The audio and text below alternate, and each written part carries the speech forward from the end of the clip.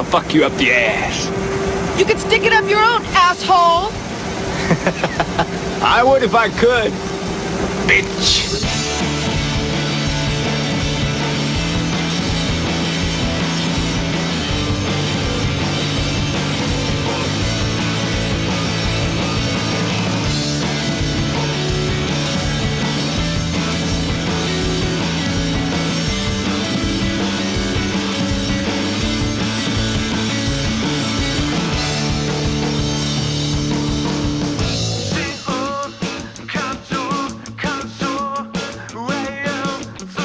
Want to do the it goes again? Does that work? Well, we gotta. Well, let's. I might leave this in, so we got to explain. We are recording this separately in two different geographical regions of the world today, so we have to sync up our Audacity recording somehow. So I'm in Iran. Yeah, I know. You're taking a trip. You're running for Ayatollah. I'm running for the Ayatollah of anime. And I think I got this one in the bag because the other guy's a real dick face. Because no one else is running. Single party state, bitches. Joke's on them. Joke's on the voters. So we decided we need to sync up using a different cultural touchstone jingle every week. This week I was thinking we do the Goldfish song. There's jingle. A Goldfish song? What? The snack What's that the smiles Goldfish? back? No, dude, bro. You gotta help me out. No? No. All right. No. Oh, Jesus, what the fuck is the matter with you? This is why I knew it would be. This is no, dude. Jingles aren't. I don't know jingles. You never watched TV as a child? I didn't watch television. I mean, I did. It's just I tuned out absorb during any the of it. commercial breaks. Dude, I mean, you know my urination, like the way I pee is that I have to pee between every single commercial break. So I'm like, I would be a fidgety mess on the couch. You spent most for like of your the last childhood 30 just seconds peeing. before the cut. Yeah, I'd say a solid 80% was peeing. That's a kind of a bummer. Including during sleep.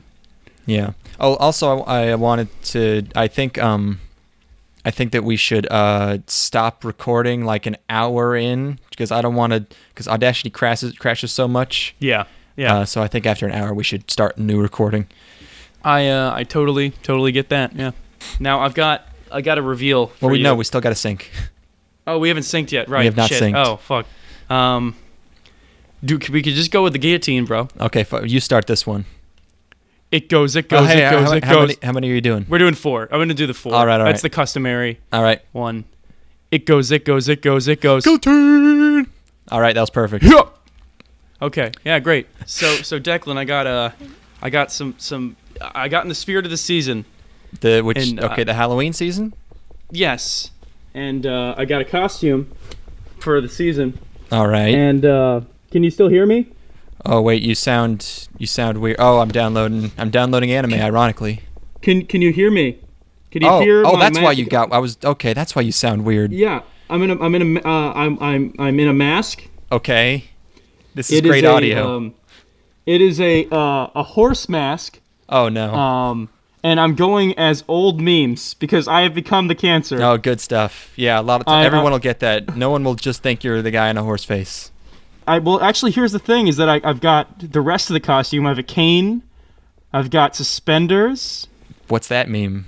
Really leaning into the old thing.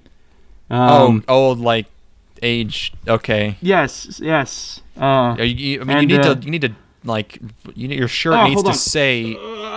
Okay, I'm here. Your shirt needs to say deprecated meme or like something that lets people know. I have actually. I'm powdering the hair on this horse mask. No one's. No, I've think you're an old horse. I mean, I've run it by people. I've got a shirt that is 3 Wolf Moon with keyboard cat on it. I'm in here. I committed to this. I'm gonna walk around parties, like making references to the old internet. Like, I remember when you could buy a Bitcoin for $3.75 and we liked it. I remember when Mr. T loved to eat balls. What happened? What happened to your appetite for balls, Mr. T? I remember when all babies on the internet were dancing. Why doesn't anyone talk about Rose and Maiden anymore? That was such a great show. What happened to LimeWire? Yeah, that's kind of the gist of what I'm doing. Great. Yeah, everyone will love it. I mean, I've gotten good reviews so far. So Okay. But anyways, Let me know how it yeah, goes. I'm the Ayatollah of anime, Ethan. And I'm the Baron of bitch ass. Oh, I got it. You're the what's a title that starts with J? The Juke. You're the judge of Japanimation. We say Japanimation too much on this show. Do we really? I think we say it like once an episode. I think it's really worn out. I think it's fitting. To the level of regard that we hold it in. Represents the redundancy of our podcast. Yes, it represents the redundancy of anime. It's a commentary, dude. Ooh, it's meta. Biting. That's just biting. I like to think we're really cutting edge with our humor. Anyways, we watched stuff. It's part 2 of Fall. You thought it wasn't coming, but it actually was the whole time. We fooled you. We duped you. It's been one goof the entire time. Yeah, we played this great prank on you, this Halloween themed spooky prank where we didn't release the podcast the right week. We released it the week after to make you go, "Oh, I'm so spooked. This podcast is gone." You've been tricked. Gotcha. Ha. Tricked, and now you're gonna have a treat because this episode's gonna be good, I guess. So yeah, I don't know. You can stop sobbing now because it's time. We're back. You can calm down. We've gotten your letters. Your handwriting is all terrible, and all the all the mascara filled tear marks were just so depressing to see. We couldn't keep it going. You see, mine were all like torn up copies of Evangelion manga. I don't know why. Mine was just a bunch of ricin, and it's like, by the way, guys, you don't need like a gallon of ricin. You don't need to ship me a box of ricin. That shit is active at like the milligram level. You just put a little in give me some booze. I'll drink that shit. I don't care how much ricin is in it. You can even tell me. You say, hey, there's ricin in this alcohol. I'll be like, hey, free sweet booze, sweet booze, also free booze. Did you see that thing that if you drink Red Bull and vodka, your brain basically interprets it as the same thing as cocaine?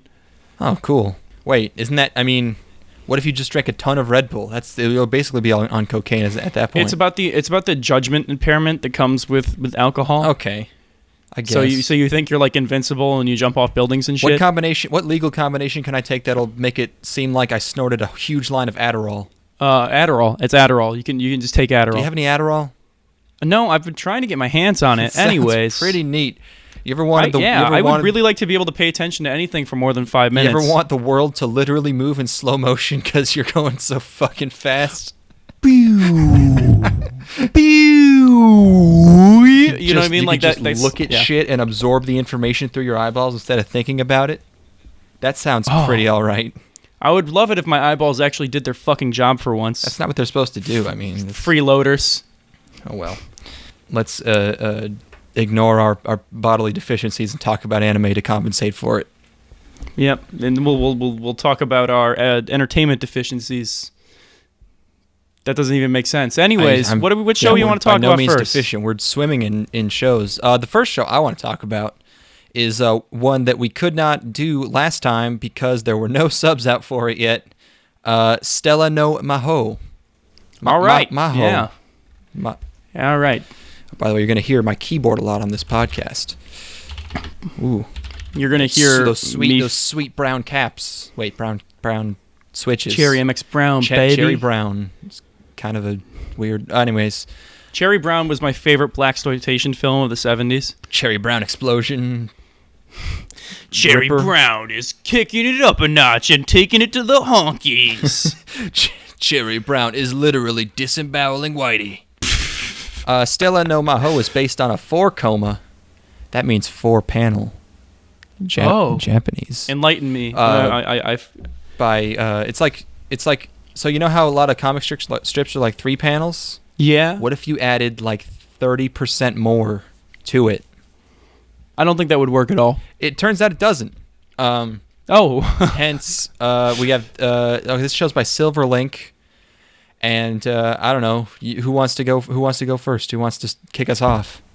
I can take this one. All right, you can handle it. I was, I'm apprehensive because I'm more of a one-panel family circus type guy myself. Jesus, you got some vintage tastes. That Far Side goodness. I want a Far Side poster, and they don't make them. Yeah, I digress. Have you? Who was that political cartoonist that everyone loved because his shit was completely uninterpretable? Oh God, I don't know. I want to find that guy again. Or the guy who made Cow Tools. Cow Tools, that is Gary Larson. That is Gary Larson. Gary Larson is The Far Side. Oh, that's Far That's Side. The Far Side. Okay, yeah. Far Side's great. It's all that. I saw Cow Tools for the first time the other day. I was like, what the fuck? Cow Tools is fantastic. I'll send a bunch over your way. I really love. Just gonna. Okay.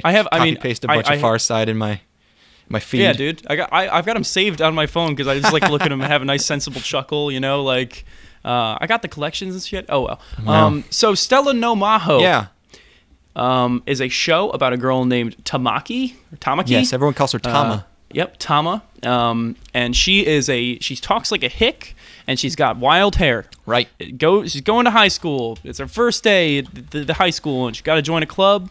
And something I noticed, something that kind of sent me some signals immediately was she did the thing where she saw her high school and had like pleasured moans where she was like, oh yeah, they love it. It's like, oh my god, a building. Holy shit. Oh my god, learning. Oh, I can't wait to learn. So she goes to this fair to join a club, and she sees we actually shift perspective over to the video game club where they're talking in terms like noob and stuff in my subtitles at least, where they're pawning bitches. Nubs. Nubs. They're fucking raping fags. Excuse me, is this the booth where to hardcores hang out? I haven't heard "ta" in some time.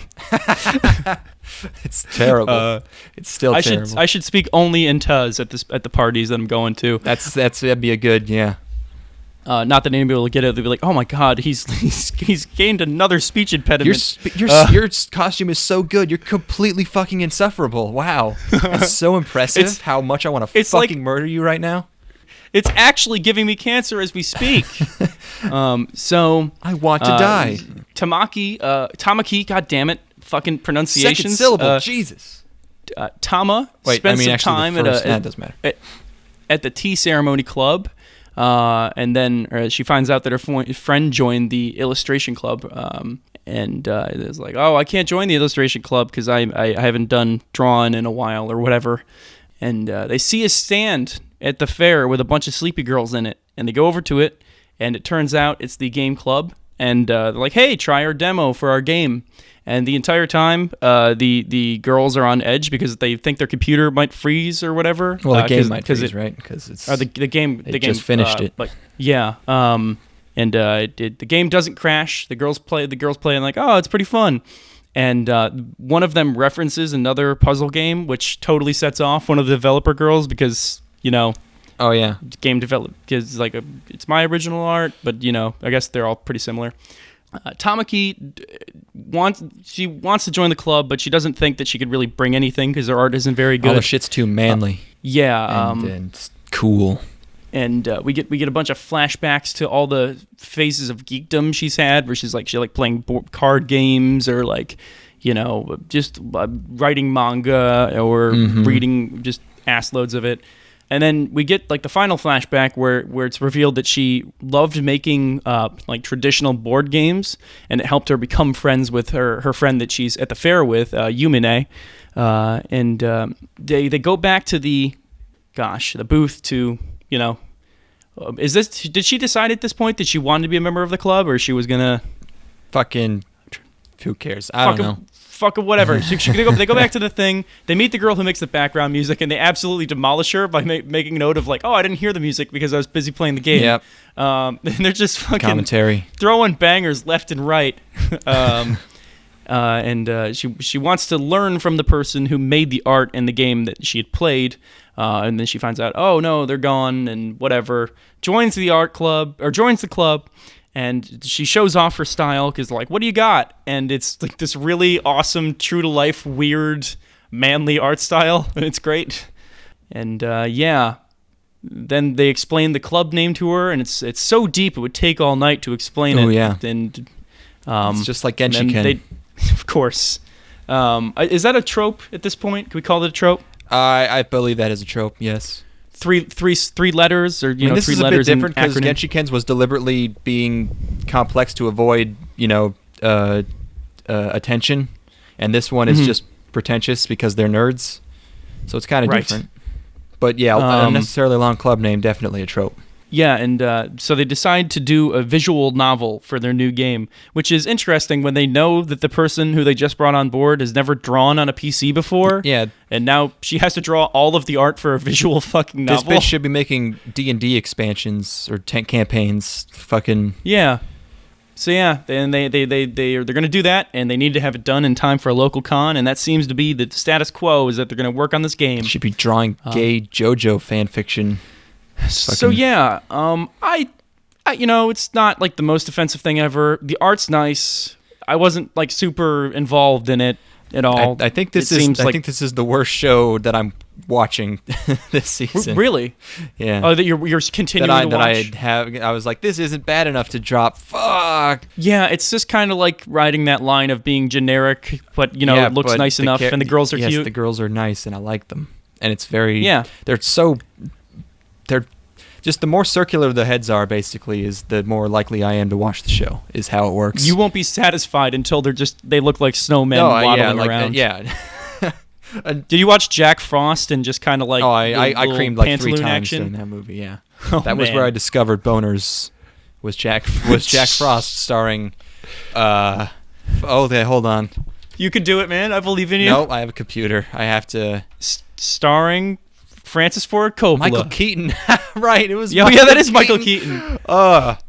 Man, I felt every emotion for that during that movie. The boner emotion is the only one that mattered, though. I mean, yeah, I was basically crying and had just a rock solid hard on. That must have been really awkward, like to see in the theaters with your mom. I was at the shooting. Actually, and I was just sort of standing behind the cameras going, ugh. I'm so sorry you were there at the shooting. No, I really should not have worn sweatpants. That was a bad idea. It was so many bad decisions. There was more than one kind of shooting going on there. I just dropped my cane. I have a prop cane that I'll be fidgeting with this entire episode. You have the cane with you, okay. Oh, yeah, and I'm wearing the suspenders and the shirt still. Oh, wait, what? Isn't Halloween on Monday? I'm going to a party later tonight. All right, yeah, sure, college makes sense. It just came in the mail before we started recording, and I really wanted to try it on. That makes sense. Yeah, no, sure. Anyways, yeah, so not bad. All right, yeah. I mean, actually, it's mediocre. Yeah, it's cute, but it's quite boring, and that's kind of a bummer because since we seem to be kind of short on cute girls doing cute things shows this fall. But oh well. At least it looks great. It looks all right. Yeah. I like the designs. That's the thing that I think resolution is could be a bit sharper, but yeah, looks nice, looks pretty. All right, moving on. Ooh, this is a big one. This is a big one. It's Fleep Flapers. Fleep Flapers. Flop Flappers. The big flip flap caper. The flip side. Do you want to cover this one? Yes, I will. I can and I will. This is an original anime original by Studio 3 Hertz, known for Sora No Method and Dimension W. So they're 0 for 2. This show seems to just be hey, here's some sweet Sakuga.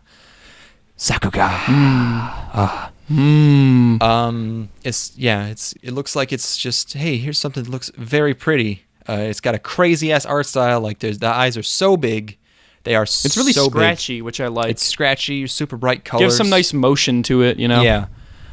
So our main girl is Kokona with the blue hair. You will hear her name dozens of times throughout the first few episodes of this show. Kokona. Kokona.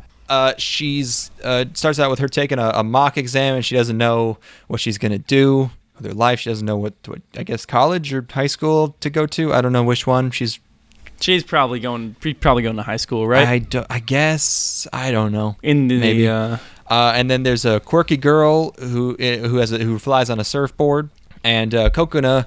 Quirky's a very generous way to put it. Fucking like autistic, ADHD. Just a nightmare. She's just a nightmare. What character am I? There must be some comparable analog, like Dory from Finding Nemo, but like fuck. But not voiced by Ellen DeGeneres. But yeah, thankfully not voiced by Ellen DeGeneres, but a little bit more of a nightmare. and a Thankful. I would much prefer the show if it was voiced by Ellen and DeGeneres. a little hotter. But anyways, not much, but a little bit. A little bit. It's the eyes, man. It's always the eyes. Kokona finds a big tube in the woods that she hangs out in, and that's where she meets this girl, and her name is Papika. And then they meet a robot, and the robot takes them into a snow world that Papika calls pure illusion. And the rest of the episode is Kokona gets her glasses taken away from by a big snow guy, and Papika goes and suffers great harm to get him back. And then Kokona has to go Super Saiyan to get Papika back, and then that's the first episode.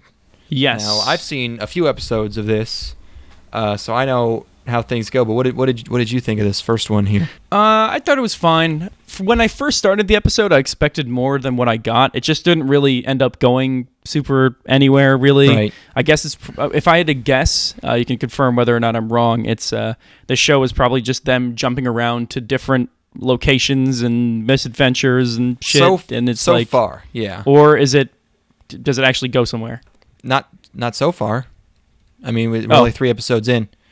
So okay. Yeah, like it's giving me kind of Space Dandy vibes, or like it's episodic-ish so far, where they just go, here's a crazy new world with crazy new characters and enemies that they encounter. That's basically what I figured it would be. Yeah. Like the 3rd episode is basically a huge Mad Max thing. But like with a crazy fucking fight in it that is really, really good, actually. This show is eye candy, and it's got a great soundtrack, OST. The OP fucking straight rips. So yeah, that, and you remember the music towards the end when like at the climax. Yeah, it seemed a bit, I don't know, it seemed a bit digital to me in terms of it just it was a little bit hard for me to grab onto. But I liked what it was. That happens every episode when shit goes down, and I like. At least it's fast. It's fast music, which is nice. It really has a. Yeah, so I don't know where this is going to go, but it's animated real nice. Does it go with them making out? That's got to happen. No. They get real close. Well, their faces get real close sometimes, and in the 3rd episode has like a tiny like naked like lesbian evil lady, but no. Well, shoot. Yeah, it's weird because the first couple episodes are kind of normal, and then the 3rd episode almost kind of approaches like parody, like like a Magical Nurse Komugi like sort of parody where they're just like doing a Dragon Ball Z thing, and then they're doing a Mad Max thing sort of, but not really. So I don't know what the hell is this it's going for sometimes. I almost kind of see that like set up in the first episode, if that makes sense. I don't know. Kind of makes sense. They would go there. I don't know. Do we want to move on? Or the other thing I want to mention is supposedly there's a lot of symbolism in this show that people have been picking apart and just going like, what does it mean? Because I guess there's a lot of vagina dentata imagery, which is weird. Huh. Like I guess I didn't pick up on that. I mean, no. Is it something you would have to have pointed out to you? Oh, yeah, no. Or? You have to see the screenshots where it's like, oh, yeah, I guess Kokona often is framed like inside a sharp ring. It's, I just had something, and I actually came to realize something the other day. You know how I explained to you that Emperor Palpatine is Hitler? It's kind of. I didn't really buy it. I mean, I guess you could say like every evil character since the 40s has basically been based on Hitler's, but just because he yells and does naughty things does not mean. I got another one. Okay. I got another piece of evidence. Yeah. So I explained to you already. It's like, okay, so he did the thing. Order 66 is a lot like Article 46 of the Weimar Constitution, which allowed Hitler to take complete power, which is what Palpatine did. Okay. Also, is like emergency power. Sure. But are you familiar with Night of the Long Knives? No, I only did Night of the Short Knives, and then I kind of fell off. Yeah, I mean it's a huge time investment, but it's so long, these knives. Adolf Hitler killed every like potential rival for leader of the Nazi party in one crazy night called Night of the Long Knives. Crazy night. Starring Hitler. It's starring Adam Sandler. But it's very reminiscent of Order 66 from Return of the Revenge of the Empire Man. And I think there's something there. I think there's some. I mean, it's obviously there because they're called stormtroopers everything. Yeah, because everything that's a really specific thing to try and hey, look, he killed the guy and Hitler killed the guy. Look, they're both. You could say you could do that for any. I think it's pretty any villain. It's pretty explicit in that he ordered this to happen, and then his troops went out and carried it out. The ones that he had inserted into I digress. Whatever. It's for another time. Keep working on these theories. You'll get there. Do we want to talk about ass and titties? Ass and titties? Weren't we just? I always want to. I'm always doing that in my head, kind of. Okay. What's our next show I'm called? talking about Keijo. Hey, how many exclamation points? This show has an uncountable number of exclamation points. I still don't know how many exclamation points are in this title because, once you get so many close together, you cannot count them. There's too many. It just becomes a wash of characters that I will never read. I would estimate there's somewhere from 8 to 10, maybe. Somewhere in there.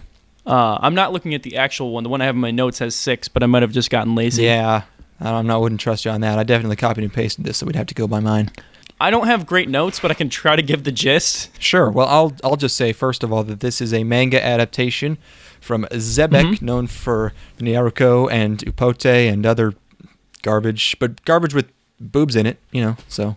I think that this is decent garbage with boobs in it, but let's talk about this. So, main character girl, she was into judo, correct? She was a judo person. Yes, no, it wasn't that a friend. It was judo, or was it taekwondo? I don't know. But her friend is a famous judo lady. So she's trying to get into Keijo, which is this fighting tournament thing.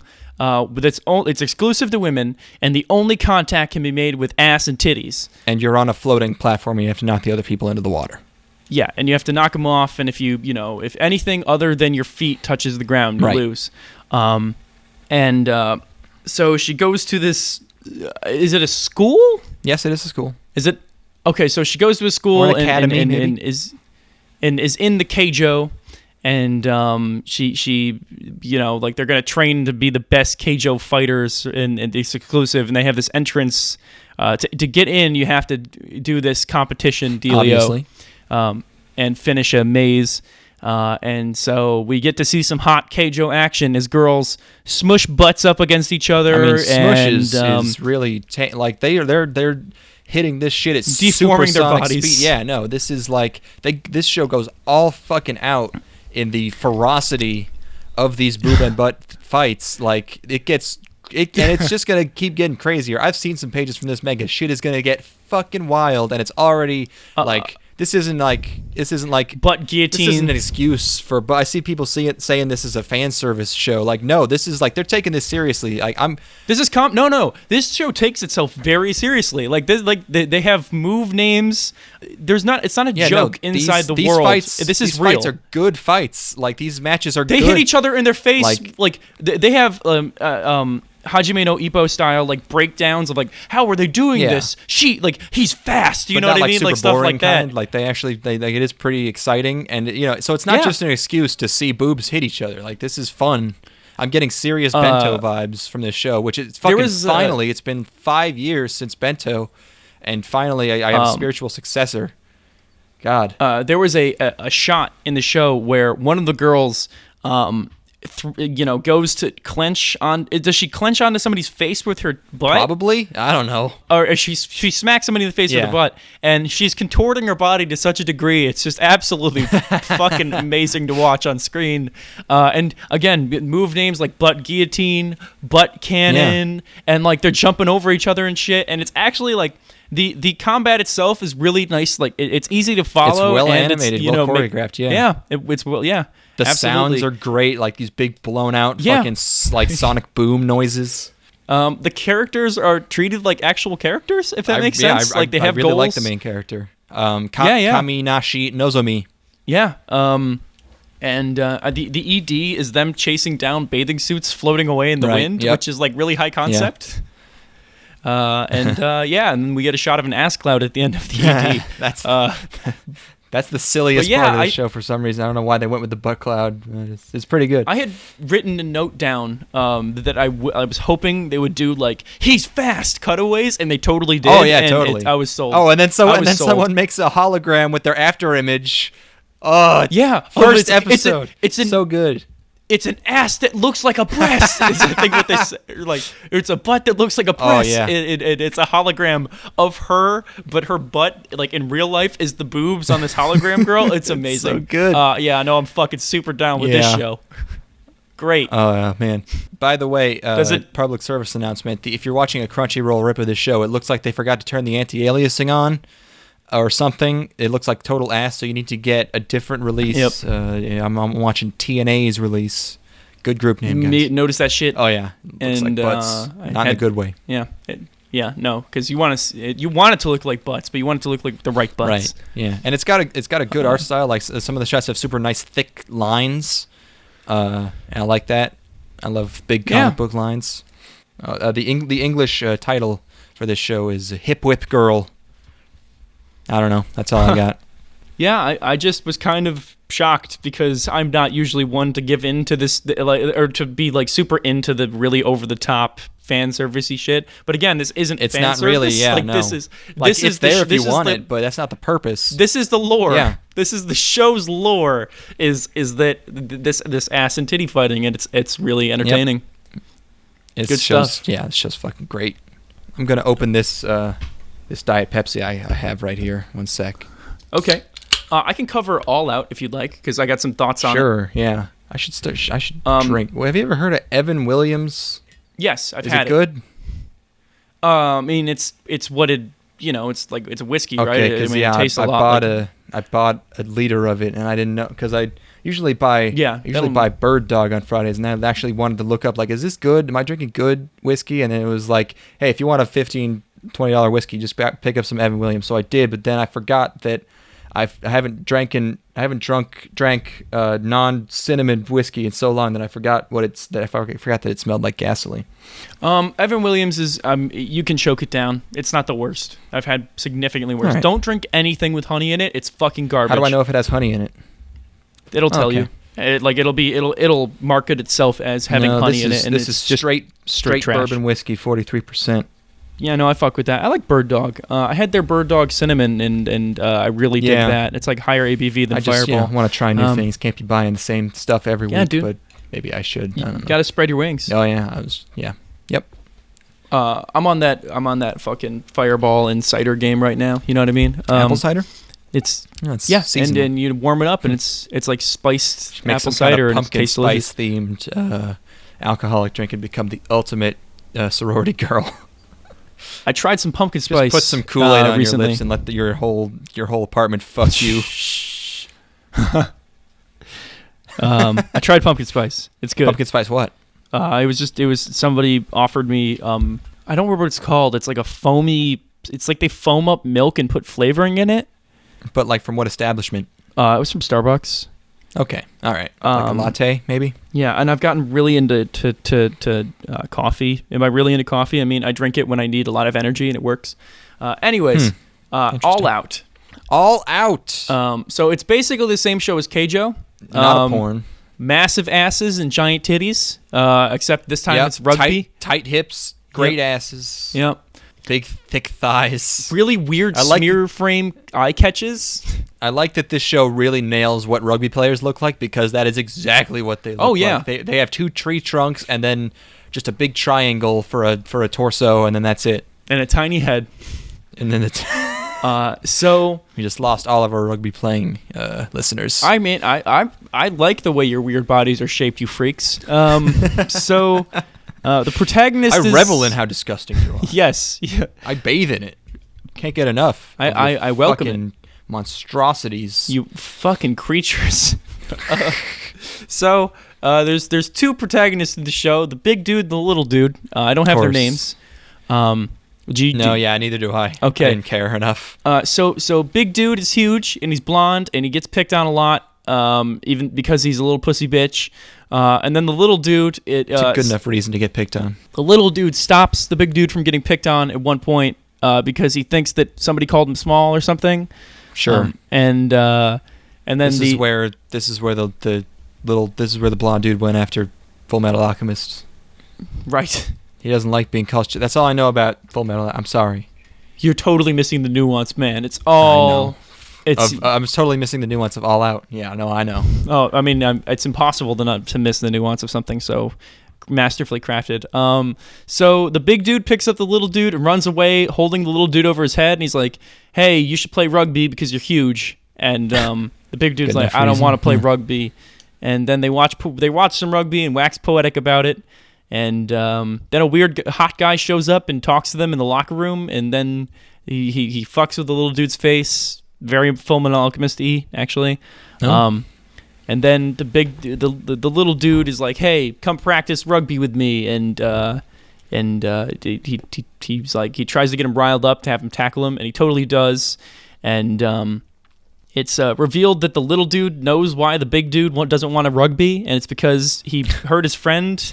Because he fucking killed a dude. I mean, I thought that was what it was at first. It's like, oh my fucking god! But it was he just dislocated his arm, and they lost a game or they lost like a championship or something because they didn't have their ringer, who was the big dude's friend that he hurt.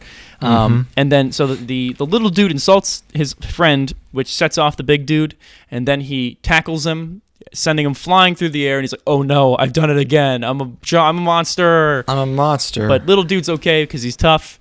And then we hear from the little dude, "Rugby is hella fun. It's a real blast." It's a great And then that's time. the episode.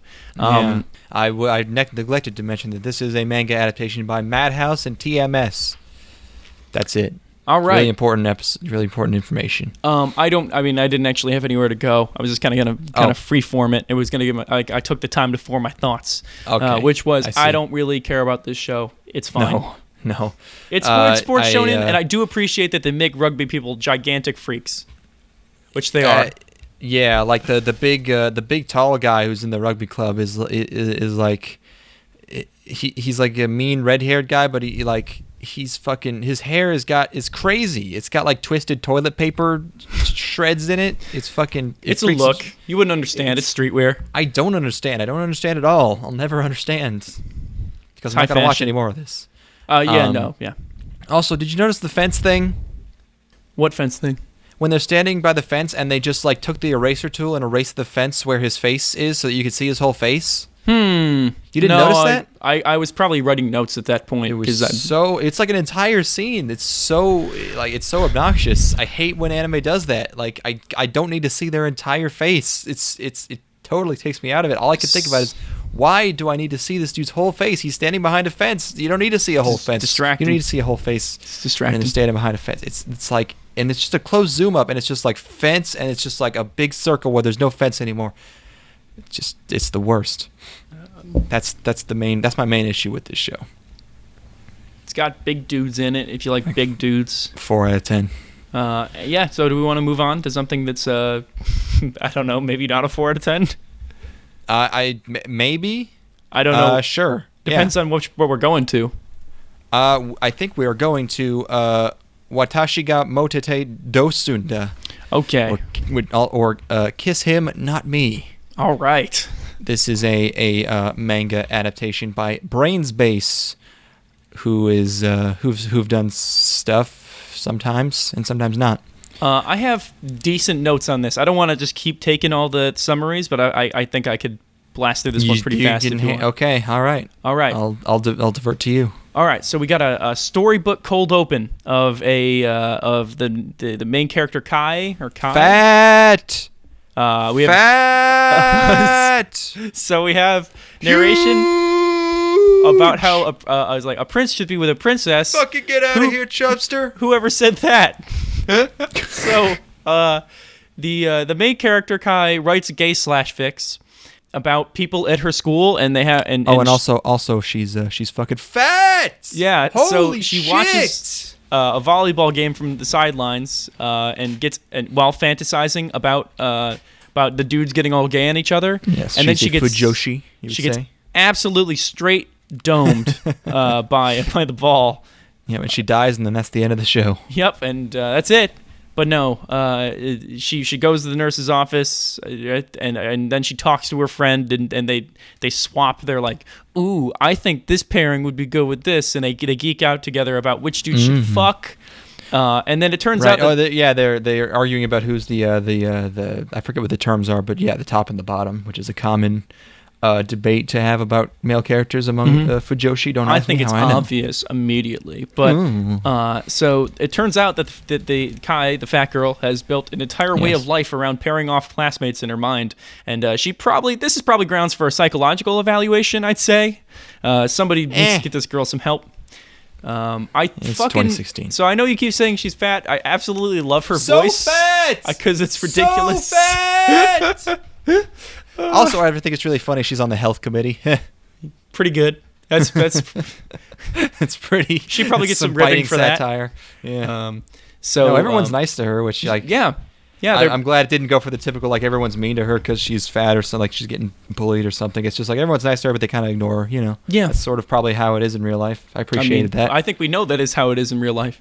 I've never talked to a fat person. Absolutely not. Never been mean to one, but I wouldn't like save one from a. It's impossible to be mean to one when you don't encounter them and you walk across the street every time you see one. So when you don't let them come into your businesses. Absolutely not. My door's too skinny. No fatty signs. No fat chicks. No fat chicks. You have a T-shirt that says "No fat chicks" in front of your store to let them know. Yeah. No, I put a guy out there wearing a "No fat chicks" T-shirt, so if any of them try to get past, they're like, hey, and he points to his shirt. Read the sign, out there which is check. me. I am the sign. I say no. So she gets off on dudes falling into stereotypes, which I think is kind of cool. I think that's a weird take on. Yeah, fantasizing makes sense. So the dude who domed her comes over to her and gives a half apology, but she totally loves how he's only giving a half apology because he's falling into a stereotype. Yes, yep. And then she goes home and watches anime and is writing / fiction, and then her favorite character gets killed, and she's a total wreck, which is awesome. The one she has like a shrine to. Yes, she's broken, and she like confines herself to her room, and her brother storms in, and I think which is pretty funny, and he calls her fatty and just totally fucking isn't having any of her shit. Yeah. Alpha. Oh no, she has starved herself into being hot. And she is sexy now, and then her voice is not hilarious anymore. Except for sometimes when she fujos out, it kind of goes back to the old voice, which I like a lot. Yeah. And then she goes to school, and all the guys want her because she's hot and skinny now. So hold on, I did a little bit of math here. Okay, yes. we're gonna crunch these numbers if you don't mind here for a second. She fasted for 7 days, like assuming, Jesus, and she's sitting on a bed, right?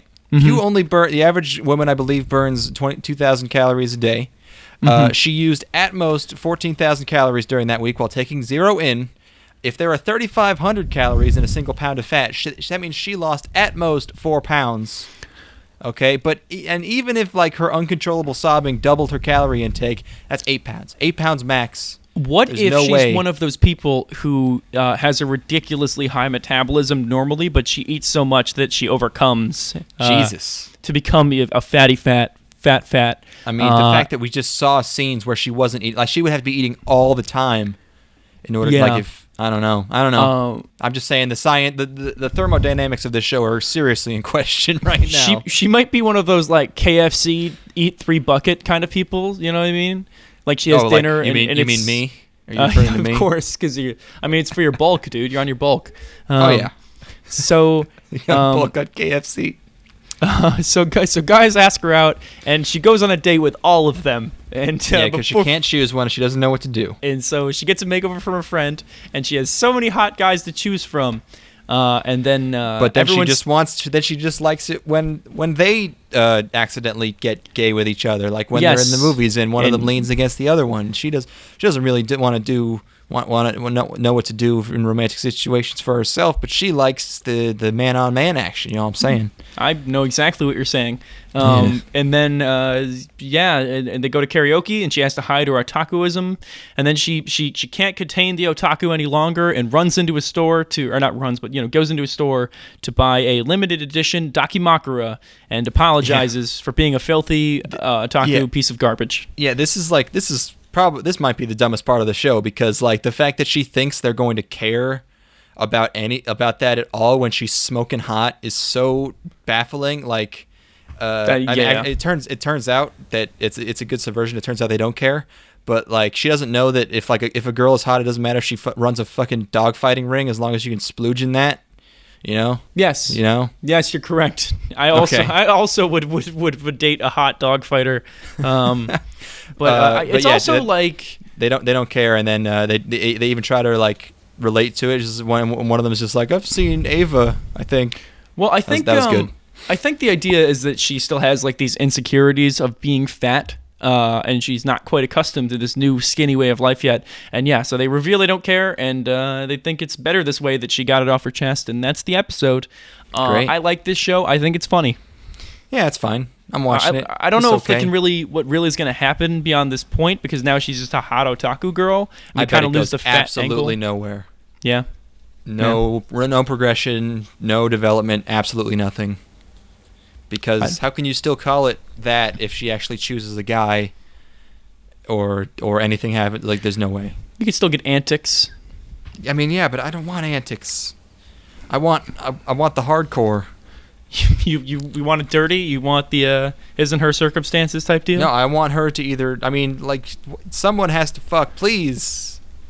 It's that's like just Star Wars unrealistic. Episode 7. It's a sexless galaxy of, I don't know. Yeah, I mean, first 3 episodes were probably the most sexless. I mean, they try to bone. What? Sand gets in his dick and it hurts. That's not what boning is. That's not trying to bone. And then I mean, she gets knocked up. There's sex in there. But okay, yeah. I mean, but like actual, like there's nothing. There's nothing titillating, He like, force just because feeds her there's an apple implied- at one point, I think, at a Yeah. dining room table. He's like, remember that scene where Anakin uses the force there's to shove an simulated- apple down Padme's throat? There's some and simulated suffocates her? eroticism. There's like if a sex scene came out of a neural network made by an alien, yeah, like that would be what you would get, like this weird sterile Matrix-like. almost sex. Anyways, Test audiences love the forced apple feeding. their favorite scene was when Anakin forced multiple apples down her throat, and then that was our rough draft. What do you guys think? Well, I mean, that entire like $50 million 45-minute last fight with all the robots and all the CG, like that was really bad and really like the most boring thing I've ever seen in my fucking life. But the part where he just fucking shoves that apple into her gullet. George, did you write that? Oh yes, I did. That was me. George, that was amazing. George, that was so good. It's one of the most fucked up things I've ever seen, and it's beautiful. I watched all of Solo, and nothing got to the pit of my stomach quite like seeing her spit up apple seeds and froth with apple fluids. When Anakin takes that apple slice in his mouth and slowly runs it down the entire length of her body, I had to leave the theater. I had to go to the bathroom. George. After he finishes pumping and pulls out and reveals that he's spilled the seed inside of her and whispers in her ear, "Applesauce, bitch." I vomited in my seat.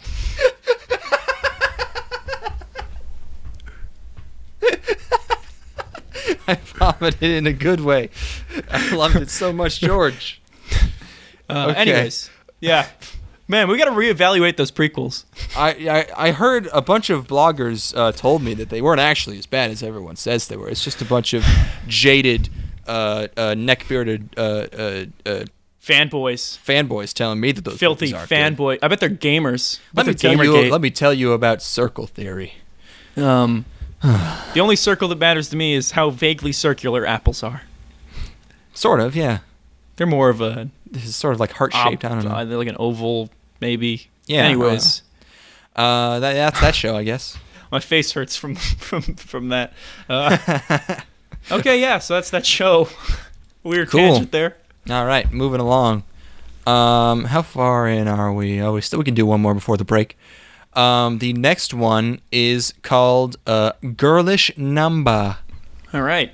This is a multimedia project, which I assume means there's going to be other stuff besides an anime, by Dio Media.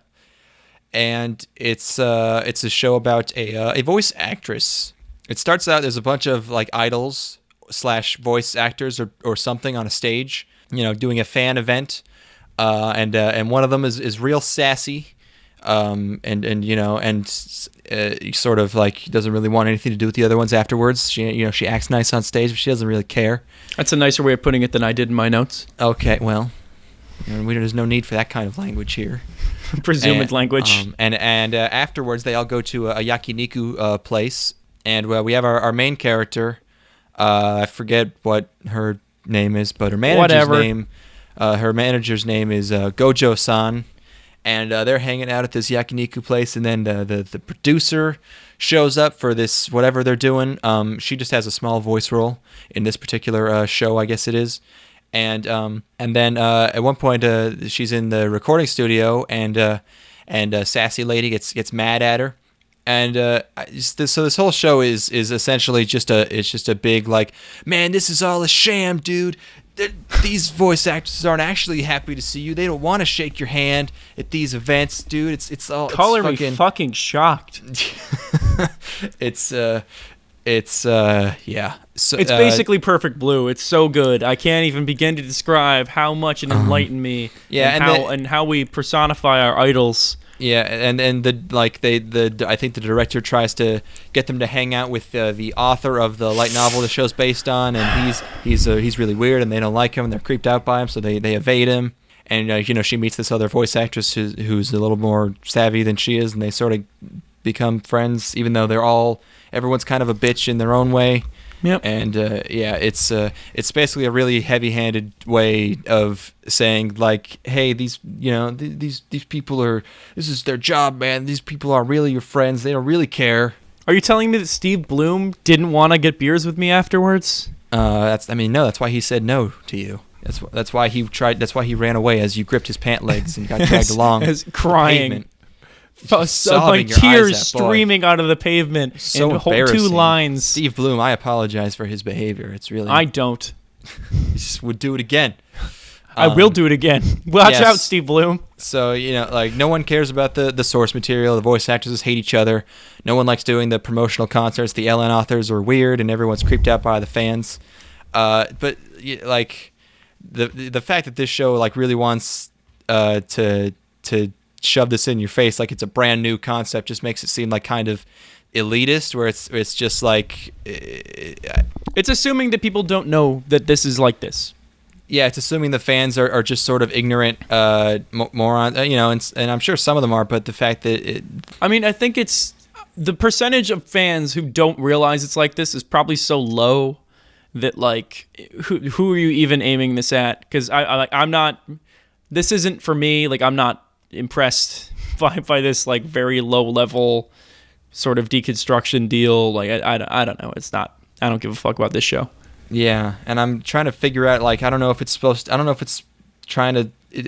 seem like because all the executives are seem like they're trying to be portrayed as douchey and really sort of out of touch.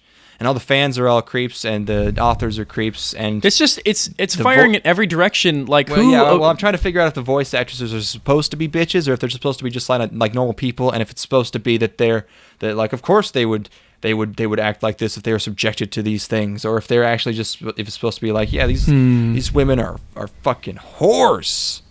I don't know. Maybe it's just every single person in the show is an unlikable piece of shit. And it's horribly misguided. Yeah, in that case, it's just I don't really I'm not super interested in oh man, this look at exposing the dark underbelly of this business. I'm not so in the dark that I'm gonna think that this is some crazy hit on this industry. But who approved this? Like, how does this get made if it's making everyone... Sounds like it's an awkward insulting the thing fans. to make. It's insulting the creators. It's insulting the voice. It's like nobody comes out unclean in this fucking show. I don't Maybe know. they'll all redeem themselves by the end. Yep. They're all going to have a party, and they're going to be like, hey, we're actually all friends now, and I'm not a jerk producer after all. She's going to be in trouble, and all the fans are going to come and save her, and she's going to be like, oh, mina. And then a light novel will save like the daughter of the producer, and he's like, oh my god, maybe there is something to these light novels. Yeah, the book itself. The book's going to run in. You were alive. It's what? Right. I knew you were a good kid, and then the light novel will tip its hat and ride off into the sunset. Yeah. So this episode ends with our main character getting a big role, a starring role in a new show, and she's very excited about it, and it's probably going to go straight to her head. I've seen a few episodes of this, and in continuing to mock the fans, they have a preview event, a PV event, where they show a bunch of fans a preview for this new anime, and it's all this like, because obviously the producers are like trying to get things made too fast and trying to cheap out on it. So it's the preview is all of this is 10 seconds of really good looking footage intercut with tons of outsourced, really simplified, bad looking garbage. And at the very end, it's like there's like 5 seconds of silence, and then the whole crowd bursts into cheers, and they're going crazy. And it's like, oh, boy, okay, all right. You really think we're real pieces of shit, don't you? All right, well, fine. And you're right. We're pieces of shit in different ways. You could try harder than this. I think we're the opposite of like just swallowing garbage. Yeah, I think maybe we're in pieces Japan of shit. it's different. I don't know. Yeah, those nips. What are you Those gonna do? crazy nips. Yeah. So I'm glad the characters in this show are willing to talk shit, which is not common. But it seems like they kind of made everyone a jaded bitch just to prove some kind of point. So I don't know. Yeah. I don't know. I'm still watching it. It's okay. All right. Entertaining at least. All right. Oh, I'm getting a text message. Uh-oh. No, we're good. It's Did you hear from that? George Lucas. Oh, fuck. I heard you He talking says about, he's- I'm going to show up in your basement. I know your house is empty this weekend, Declan. Please stop making fun of my applesauce bitch line. I kind of liked episode 3. George, no! I didn't actually. It's not that good. No, not it's that good. it's trash. Hey, you know what is good about episode 3? What's that? Ian McDiarmid as Emperor Palpatine. I rewatched his scenes recently, and he brings like this awesome Shakespearean level of craziness. He fucking goes for it so hard. My dude I have this thought that like if those movies were as good as the original films were, he would probably have a Best Supporting Actor Academy Award under his belt. Because goddamn. Yeah, and I mean he's fucking amazing in it, and he drops into this weird voice like at specific times, like you could slowly hear his voice transitioning during the scene the scene where Mace Windu shows up and shit. Right. It's great. Yeah. Episode 3 talk. Way too much episode 3 talk. Single good character. Yeah. No, it's been done. Our next show is Drifters. Actually, wait. Okay, hot preview for what's coming up, but we got to take a break because it's been an hour. We don't want Audacity to crash. So Right back. We'll be right back. And we're back. We're back. We're here. Have you ever heard the origin of the high five? No. The Wikipedia article on the high five is the funniest fucking thing I have ever read. It is so good. I didn't know high fives are only less than 40 years old. And what? Let me read you the it was supposedly invented by Dusty baseball players, the Dodgers, Dusty Baker and Glenn Burke in 1977, and Baker hit his 30th home run. And I'm just going to read you this paragraph. This is said by journalist John Muallim. It was a wild, triumphant moment and a good omen as the Dodgers headed to the playoffs. Burke, waiting on deck, thrust his hand enthusiastically over his head to greet his friend at the plate. Baker, not knowing what to do, smacked it.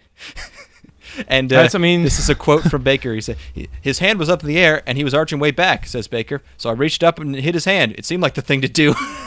I mean, it makes complete sense. No, I it makes get sense to us. Like, he invented Yeah. that shit. He Well, just no, came no. up It's. I mean, it must have seemed embarrassing in the moment for Oh him. yeah, it's just like, oh but- shit, I fucked up. Like, what if it went like he invented this universal? What if it went the exact opposite direction and everyone in the crowd was just like, what the fuck? like just Yeah, shocked just gasps. silence. We gotta kill Dusty Baker. He slapped that man. That's witchcraft. Yeah. And there's a second origin story that I need to read. Okay. Another origin story, first reported in 1980, places it at the University of Louisville Cardinals basketball practice during the 78-79 season.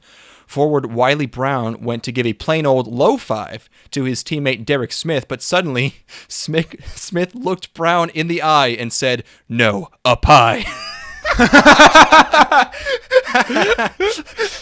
That's good. Brown thought, "Yeah, why are we staying down low? We jumped so we jumped so high." Raised his hand, and the high five was supposedly born. Oh man, I want a 30-second long short film about that. I think there's a 10-minute ESPN documentary or something. 30 for 30 on the high five. There is a 30 for 30 on the high five. Yes, That's awesome. That's real so good. good. But Yep. Why are we keeping it down low? That's great. fucking amazing. All right, anime again. Anime. Yes, we mentioned before Drifters. Whew, yeah. That's all you, buddy. Okay, I'm doing the Drifters. Drifters is a manga by Kota Hirano, known for seminal works such as Magic School and Gun Mania. Masterpieces. I mean, you can tell just by the name that he's a true visionary. No, I mean, he's actually, I was just joking. Those are things he's done, but he's known for Hellsing. He did Hellsing. And you can tell by the character design of this show, it looks just like Hellsing. The studio is Hoods, known for Nazo no Kanojo X and like some porn, I think. This show starts out in the year 1600. Very first shot is some serious CG, and it's a fight, it's a battle on this is horses, I think it's dudes, and at first it seems like a Sengoku Basara, but sort of less gay. What is you gotta give me some context. It's I don't know. It's like a fighting. It's a battle. I don't know. I thought this was gonna be like a historical drama, but with a spin on it. That's 'cause sort you of get, like it, isn't it? I mean, Okay. not really a drama. I don't know. I think the presentation is kind of shoddy. Like the editing is weird.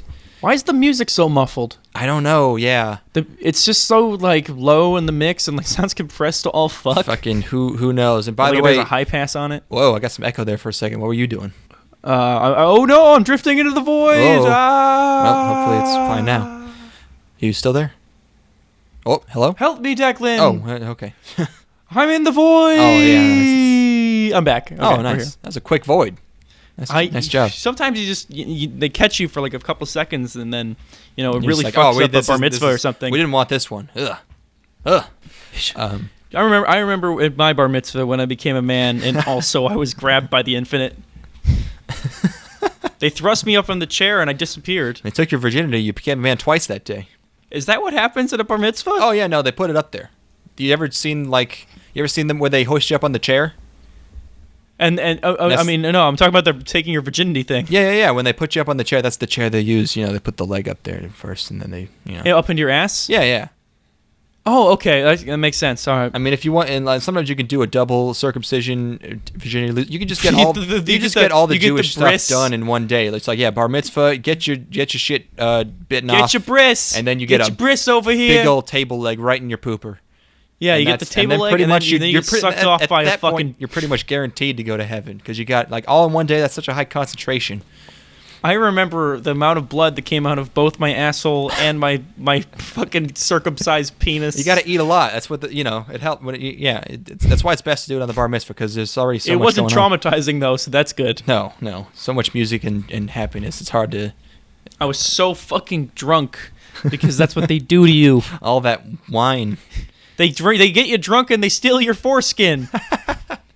They hang it on the They're wall. with using the it rest for of them. a big old web, a web of foreskins. Terrifying. What are they catching with that web? Satan himself. Well, So I mean, think it's worth it. Yeah, that's a pretty good trade-off, I would say. I'm not upset or anything. I would give most of my skin.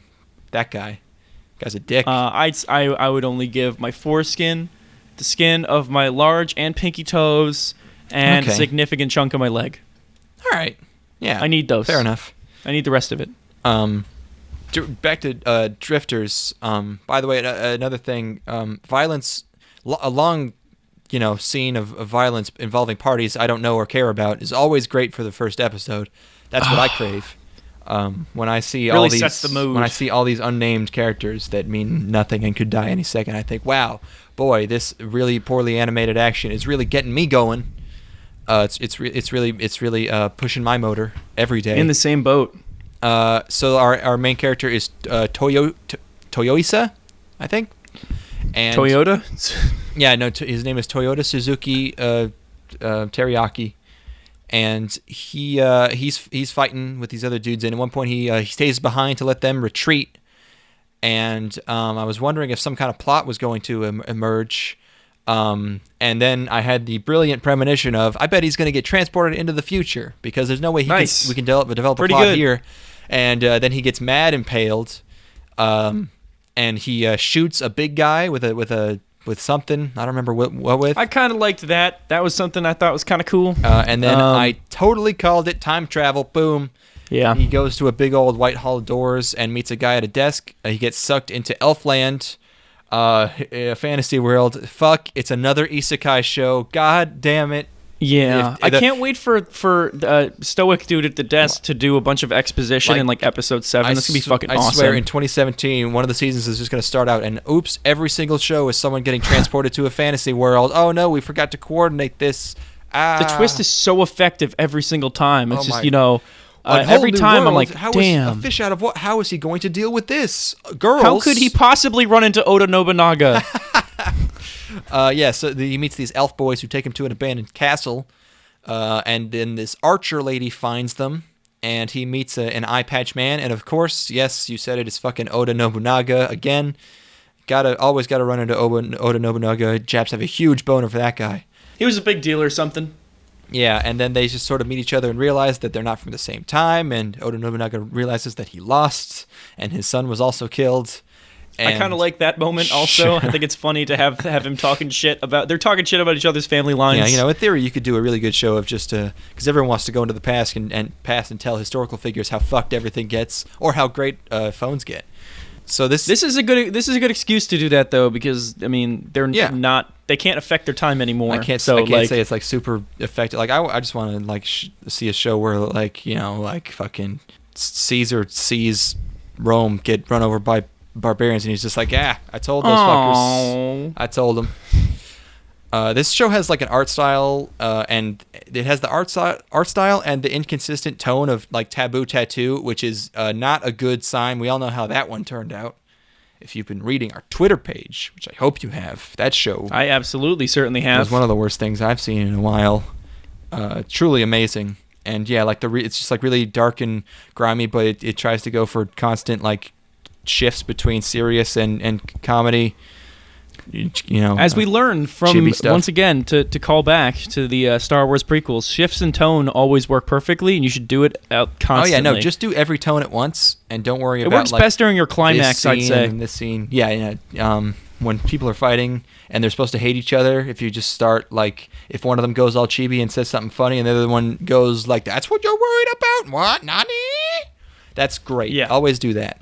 Do you remember in War and Peace? When the final confrontation was happening between the dude and how he was sick, and he talked to the sickness about like, oh man, sickness, you're a bitch, and he's like, oh, you just call me a bitch, person I'm killing because you're sick, and you die. The person dies at the end of War and Peace. The person dies at the end of War and Peace. That was my favorite part. Remember in Sun Tzu's The Art of War, when he stops right in the middle to give you a fantastic egg sandwich recipe, and you're like, what? That's not supposed to be in here. That doesn't make any sense. And he's like, oh, breakfast is the hardest battle of them all to win. Haha. Oh, Sun Tzu. Oh, you're a card. You're such a card. Even 10,000 years later, it's so good. Do you remember in Machiavelli's that's not worth it. Let's not even bother. Remember in Dear Zachary, where he puts on a clown suit and plays the ukulele for 5 minutes before revealing that his nephew got fucking killed?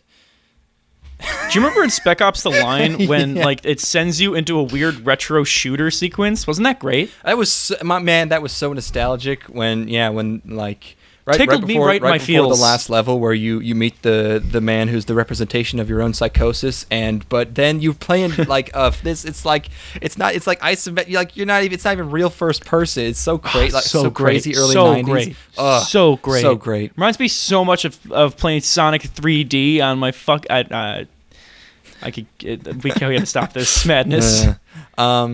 And the lady they meet is named Yoichi, and she's probably someone else famous. I didn't want to look it up. I don't care. Nope. Yeah, you get a big Japanese history lesson in the middle of this, and then there's a dude. There's an American dude that shows up at one point, but he doesn't end up in the actual episode. He's just there. Sure. Yeah. In the hall. Yeah. Nothing really grabbing me. I tried to watch the second episode because like it's rated pretty well on Mal, which is, I don't know why. I still like occasionally. Huh. Yeah, I don't understand. But I asked you to watch the opening. I did. Yeah. I watched the opening. That's something. That's some straight up butt rock, baby. Oh yeah, it is. It's really funny. That's actually, isn't that white guy butt rock? Like they got actual white people for it, except for one of the members of the band who's not white. It doesn't really sound like native English speaking to me. I don't know. I was able to find album art and pictures of the people next to the album art, and it appeared to be a Western band. Oh, okay, could be. But I might be wrong. I don't. Yeah, it's either a I think I'm right. either a bad band that sings in English, or a bad English band, or a like decent Japanese band. Yeah, I think that's basically how all of it goes. Damn. All right. Next show. Oh Jesus. Fuck. ClassicaLoid. Oh fuck yeah! That's some classic Lloyd right there. Lloyd. Oh shit! Always making. Lloyd's garbage. quite the jokester. Lloyd, fucking. Lloyd Dobler in Say Anything. Lloyd is always fucking burning my house down. This is an original show by Sunrise, of all people. And this is, before watching this, I was thinking, boy, this is not well rated on Mal. Speaking of Mal, 6.1. And it is 25 spanking episodes of yes. this. Thank fuck. This could be a brand new end ride, ladies and gentlemen. This could really be a true classic. I think you might be on the wrong track. I think you might have fucked up. Oh, really? Yeah, I think you might be wrong. Are you? What would you maybe liken it to then? Maybe I should take over for this one. Okay. Okay. So ClassicaLoid, baby. We start off and we're doing some cooking. The Ode to Joy is playing, and this homeboy, who it's later revealed to be Beethoven, or actually no, is Beethoven, or is it, which one is it, Mozart? Oh God, I need a drink. Hold on. Okay, I'm just gonna open this dude is making some croquettes and he fucking burns them, and then a lady goes to a foreclosed home, and then a dude with pink hair slides down a banister and eats shit, and that is Mozart. And then the dude with white hair is trying to make gyoza, which looks like croquettes, but also he's Beethoven. And then he uses a really hot fryer to cook it instantly, and then the food explodes. And it turns out these composers, the most famous composers ever, Beethoven and Mozart, are her father's friends. And then the girl, whose name is Kane, is salty all the time, but basically with good reason, because her home is getting foreclosed because her father was an idiot and his idiot friends are fucking up her house. And then she gets a call from a contractor saying, hey, we're going to come tear down your home because your dad's a fucking idiot. And then she laments that this pipe organ that she promises she was going to, she laments that this pipe organ is going to be destroyed. And we get a flashback of her promising her grandmother to hold a ball. And then apparently it turns out that they were rich at one point, but now no longer, because their father was a fucking idiot, as I said. And then the contractors show up, and there's a teardown of the building. And Sosuke, Kane's friend, is inside, and it was almost inside. And then the wrecking ball knocks homeboy's croquettes off, and he loses his shit. And then he's like, "Fuck this! I've had enough!" and starts doing magic with music. And it transforms the whole affair into a magical ball because his music is so lit. And then the organ and wrecking ball turn into mechs and start fighting. And then these are the ClassicaLoids, or ClassicaLoids are the is the organ and other instruments, and it turns out Bach is behind it all, and he's the one who's trying to get the building torn down. This show's great. Okay, breathe. It's great. I like this show. I think it's funny. This show I think is the closest I'll ever get to drinking like an entire bottle of Robitussin, I think. You should just do that anyway when you're watching anime. I think it makes it go down smoother. It really makes all the characters literally talk to you, which is always great. I really like the personal interaction. Boy, this show. First of all, why does this show look good? I mean, I know it looks I know great. it's sunrise, but why? The main character's design is fantastic. And it's that you got lovely hair. That opening montage with the cooking to Ode to Joy. Like, I couldn't tell if that was the opening because it's just a bunch of disconnected scenes. It was so weird. The organ turns into a mech, and then it fights a wrecking ball. Yeah, and while Homeboy actually is making a composition or performing a composition with magic, and then they're called ClassicaLoids. Oh, these fucking characters, Beethoven and who they call Beeths, and Mozart, who they call Motes. They are super quirky and wacky and crazy. Yes, and yes, they are. Boy, they suck. And they just live in her house because they're her dad's acquaintances, which I think we all know what that means. At college, it's time for experimenting. This show keeps trying to make me nostalgic about this bitch's house, like I care about her goddamn house. I like it's so weird. And then the part where she runs in front of the wrecking ball and writes a check for $100,000 to make it stop and buy the house back.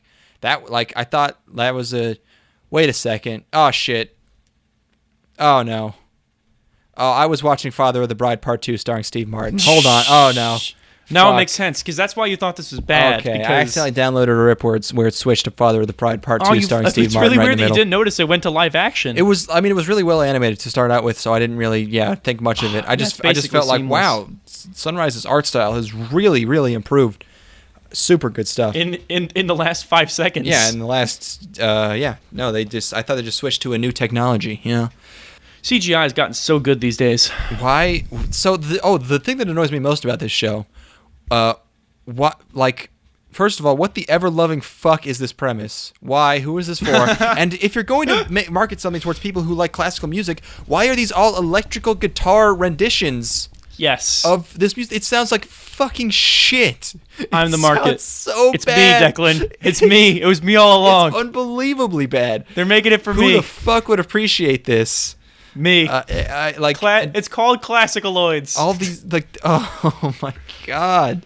Bach is he's scheming to take this girl out for some reason. Her dead grandma comes back. Yeah. And then the demolition crew ends up being part of an evil organization looking for beats and motes. Fuck yeah. The electric guitar is the worst offender. That's. I was a little bit put off by that, I admit. But then once the robots came out, I was in. I guess you can't license out like an orchestral, like those songs are public whatever domain. Public domain. But I guess you can't pay in a whole orchestra to do those because it's gonna be expensive. So you just get. Or certainly you can't just get your fucking nephew Josh to do some sick riffs on his $50 fucking guitar that he bought at a flea market. And Josh Suzuki is my favorite member of Boris. And here you go, man. The magic of Mozart right here on my guitar. New, new, new, new, new, new, new. That's my favorite Mozart song. New, new, new, new. New, new, new. We're gonna have to agree to disagree on this show, man.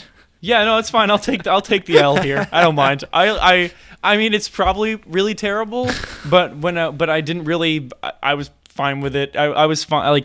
I was admittedly annoyed with at least Mozart, but I thought Beethoven's deal was kind of funny. And I liked his hey.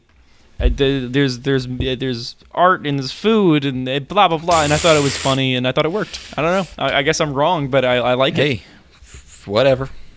No accounting for taste, right? No, definitely not. It's all certainly not on this podcast. No, it's just preferences. Is whatever, man. Hey, man, it's subjective. Yep.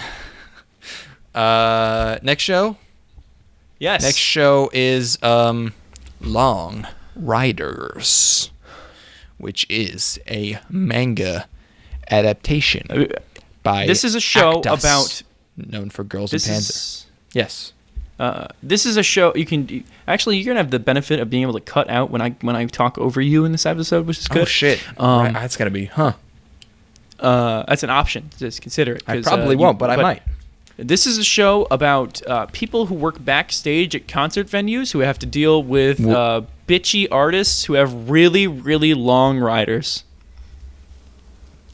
What A concert rider? Riders? Concert ride. What is? God damn it! That joke would actually be really funny. A rider is a list of things that you need in your green room at a venue, like when you're a performing artist. Oh, I get it. Oh fuck, that's a funny. Okay, no, it's well good. let's just cut out. You know what? Fuck That's this. really, Episode's I'm over. laughing That was the super best hard. joke that was gonna be the best joke I would have had. Oh really? This I don't whole know episode. about that, man. I don't know. Fuck this. Give yourself some more credit. All right, go ahead. All right, just explain the show then. It's another bike show. Okay. It's probably not as good as Bakuon, I thought before I watched it, and I was right. Or Yawamushi Pedal, which is also where are my very front good. derailers at? Frontal derailleur. Yeah, I mean we'll probably get Yes. to derailleurs at some point. But so I start watching this. 5 seconds in, it looks like ass. Just 5 immediately. There's ass in my face, and not the good kind. But at least it's in college, which is a bit novel. Even though they're all on bikes anyway, so it doesn't fucking matter. Cutting edge. Oh yeah, and I didn't realize before I watched this, but these are just regular ass bikes, not motorcycles. Bicycle bikes. And our main character, she's a clumsy munchkin, which is a term I just made up. And Totally innovative. Her friend Aoi takes her to a bike store because she wants a bike. And fuck, I'm so bored. Oh fuck. And she is clearly, at one point she calls a friend I, but the subs say Aoi, so I was confused. That's not important. Anyways, she's buying this bike. She doesn't have enough money. And so they go to a cheaper store, and she picks up the first goddamn thing she sees, which is like the most infuriating thing whenever someone just buys something without doing research. It's fate, man. It's just like it's fate. You can't get in the way of fate. Oh no! Imagine just going into a store and buying the cheapest TV you see. Ugh. I love Westinghouse. Her bike looks so fucking weird. It looks like a foot tall horizontal bar with wheels. It's crazy. Yeah, I've seen those bikes before, and I've always thought like, wow, that looks like fucking total I've ass. never seen anything like that. It's so weird. Yeah, they make them. They're like, and for short commutes. I don't know. like a bike, like a bicycle, maybe almost. Like a real bicycle. So here's some great trivia. What brand is her bike? Because because in the far shots, the medium and far shots, the bike's brand is clearly Pontiac. But then there's a close up and it becomes Pontiac. And they don't even change it for the rest of the shot. It's like they just wanted it to be Pontiac for the close up, and then. But here's the thing: they make note of the name because she like names the bicycle as an abbreviated form of the name of the bike. So why would they let that detail slip? I guess they must have just forgot. If it's going to become a plot they must point. have changed it and then forgot to tell the animators or something. So they just a bunch of the shots were done already, or something, right? Terrible. Yeah. And so, she's discovering the magic of bicycling because in every show where the main character discovers a new hobby, they have to act like it's fucking heroin. Like they're just so into it, they cannot imagine how great it is. And she's. I wanna see a Yu-Gi-Oh show about a person in the Yu-Gi-Oh world who thinks Duel Monsters is just all right. It's like, oh yeah, this is pretty fun. I guess I'll keep doing this. Yeah, it's like I could play a game a week, and then they accidentally work their way up to through the championship against people who have dedicated their entire lives to Yu-Gi-Oh, and then they're just like, oh, I guess I won again. Hey, do you want to? And then they become the master of games. You want to come hang out? We need to resurrect this pharaoh to save the our entire realm from destruction. Oh man, I'd love to, but yeah, like I'm watching the Football's football on. game with a couple friends today, and I'm gonna have to. Yeah, no, definitely next weekend, man. I'm really into it. I'm getting my game on a regular basis now. I'm getting pretty good and practicing. When I can, every few days. The opening isn't hard rock like the Yu-Gi-Oh! GX opening, but is instead math rock. I'm having a good time. Do do do do do. Yeah. Well, if it's math rock, it'd be. Anyways, yeah, this show's. I mean, it's not. Yeah, like it's what it is. You know exactly what it is. Yeah, you know exactly what this fucking show is. Biking. She's commenting on like, it's so neat the way the scenery passes by you. Like, bitch, you ever been in a fucking car, or a train, or anything? Well, that's just a blur, Declan. No, she's in control, no. man. And then so she bikes too damn hard and gets tired. So she drinks a bunch of meth that's offered to her by some stranger. And then they go to a dairy farm and eat gelato. And then they meet the meth girl at school. And then they go, oh my God, go same school. What? Nani? As if who could have foreseen such a conclusion? They live in the same town. It seems like it'd be weird if they didn't go to the same school. But I don't know. This show isn't good. I think it's weird that they don't know each other, or at least haven't seen each other around. Well, I mean, I don't know. I guess are they just going to high school? Yeah. Or no, they're in college. Right, they're in college. Yeah, so. Okay, makes sense. Sure. Makes sense then. All right, fuck it. But it's not good though. It's not great. Good. It's like I could fall asleep to it. Well, sure, yeah. I mean, you could. Have you taken Z-Quil? Z-Quil? No. Z-Quil is like a NyQuil, is that the but one that's spelled with, like, specifically 3 Zs? for sleeping. Yes, it is. Z-Quil. Huh. Yeah, I had like a string of bad sleeping nights in a row. This is the advertisement in this episode, by the way. This is a string of bad sleeping nights in a row, and I took that shit and I drank it, and I slept for a straight 12 hours, and it was amazing. Cool. Did you do any crazy sleepwalking, or is that just Ambien? No, but I did end up in the bottom of my bed somehow, so that's cool. The bottom? What do you mean? Oh, like I was rotated completely around. That's hilarious. Like 90 degrees, huh? That's good. Yeah, it's good shit. I'd like to take some Ambien sometime and just wig the fuck out. Oh fuck! I go for some Ambien. But yeah, take Z-Quil, put it in some Sprite, and you can pretend you're drinking lean. My new favorite hobby is reading like experience reports from people who have done irresponsible amounts of drugs that you're not supposed to do. Did you know if you take like 500 milligrams of Benadryl, you just enter a waking nightmare that you can't escape? No. Oh yeah, dude. That's the worst one. People do this on purpose, but like everyone sees spiders and bugs crawling everywhere. That's the one like hallucination in common is everyone sees bugs on every surface and they look completely real and it's like real life, but it's just there's bugs crawling on everything. And like one guy like opened his closet and there was just a bee's nest inside, and then bees were flying around in his room, and he was screaming and getting stung by the bees. And then wow. But like it's not even just like that. Like everything becomes dark and cloudy and you're walking around and like you'll just see your family members.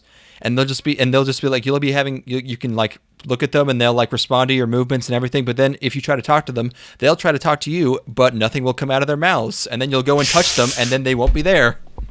And like the phone will ring and you'll answer it and you'll just get dial tone and you'll hear screaming, like real screaming, but there's no one there. How does this even happen? Most terrifying thing. It's fucking crazy. Why would you do this to yourself? And like this guy, I was reading this one guy's, and he was just looking out his window, and there were a dozen robed figures in his front yard, just staring at him. Like, fuck. And is this a thing you can? Is this a thing you can rationalize your way through, or are probably? You in it? Yeah, no, you probably could, but it doesn't make it not fucking terrifying. Yeah, but like if you let's keep that in mind. Yeah. So. Do we want to move on to another show? Yeah. Yes, let's. No more hooded figures for us. I shouldn't have especially reminded not myself for me of because I had my bris at my should have reminded myself of that. I'm alone in my house. Ooh. Oh boy. You should take some Ambien. Yeah. And Benadryl. Mix them. Oof. I probably have enough Benadryl to do that, but why would you ever? Our next show is 3 Gots No Lion. March comes in like a lion. This is a manga by Chika Umino, known for Honey and Clover. And it is by Shaft. Finally! Shaft's back. Shaft! You're damn right. This show is 2-core, so it might actually have a complete narrative. Sweet. So yeah, pretty excited. Do you want me to take this one? Yes, go ahead. All right. So the show opens with basically the shortest cold opening of all time, which is nothing but waves and then the silhouette of a dude. Just imagery. Sad imagery. Yep. Very, very sad imagery. And then after the opening, we're introduced to our protagonist. His name is Ray, or Zero, as this figure, this entity that we never see again in the episode tells him. Right. Well, Zero is like Lei, right? Yes. Yeah. So he doesn't go to school. He got no friends. And he lives on a futon on his floor in his middle of his apartment, which is completely barren except for like a shogi board and some water. But he's got a dope ass view of the waterfront, which is nice. Sure. And he is constantly miserable. There's a lot of shots of water and water dropping, and it just makes me think that it's obvious that that's going to be significant. And we get a short song from a female vocalist as Ray walks through the streets.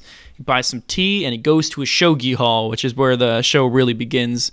And turns out he's pretty good at shogi. And then we get flashbacks of him winning a children's tournament, but then he was he looks disappointed that the other competitors were sad that they had lost or something.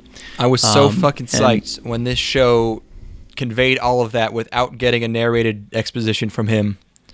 It was. I remember when I was a kid, and then my name is this. I'm a shogi player, but no, stop it. Direction. Yes, it's you strong. can convey things without having a narrator. It turns out this is a visual medium. Yeah. So he beats the dude that he's playing against, who it's implied that they have some sort of relationship, and we learn later that it's his surrogate father. I guess so. Yeah, and then he gets invited to for curry by a family. So who is this family? Do you remember? They explain it in episode 2. He met them through circumstances. Huh. So yeah, he goes over for curry and he's going to decline, but then they tell him they need eggs, so grab him on the way through. And he has there's a dinner sequence with the family, and it's absolutely adorable. Yeah, it's like a lady that seems like she's sort of older than him, maybe, or around his age. Yeah, and then a couple of young sisters. Yeah, she's kind of like a mother figure-ish type older deal, sister, I guess. Yeah. Older sister is a good way. Yeah, and he fits right. And he would be the older brother type to the other two girls, right. Who are also the oldest sisters. Right. Sorry, that's a weird way of explaining that. So it's interrupted by a thing on the news about this horrible murder that happened or whatever, and then he has this. It's not a flashback, but we see. Actually, no. He talks about how every time he made a move, it was like punching him right in the face or some bullshit. Yes. Or not some bullshit, like something along those lines. That kind of confused me because I thought we were gonna get some kind of murder mystery. Like, oh, did he commit the murder? Who got murdered? I was thinking it was more gonna be he was gonna have to solve the murder, but that's not actually. It doesn't seem like that's actually related. His surrogate father, right?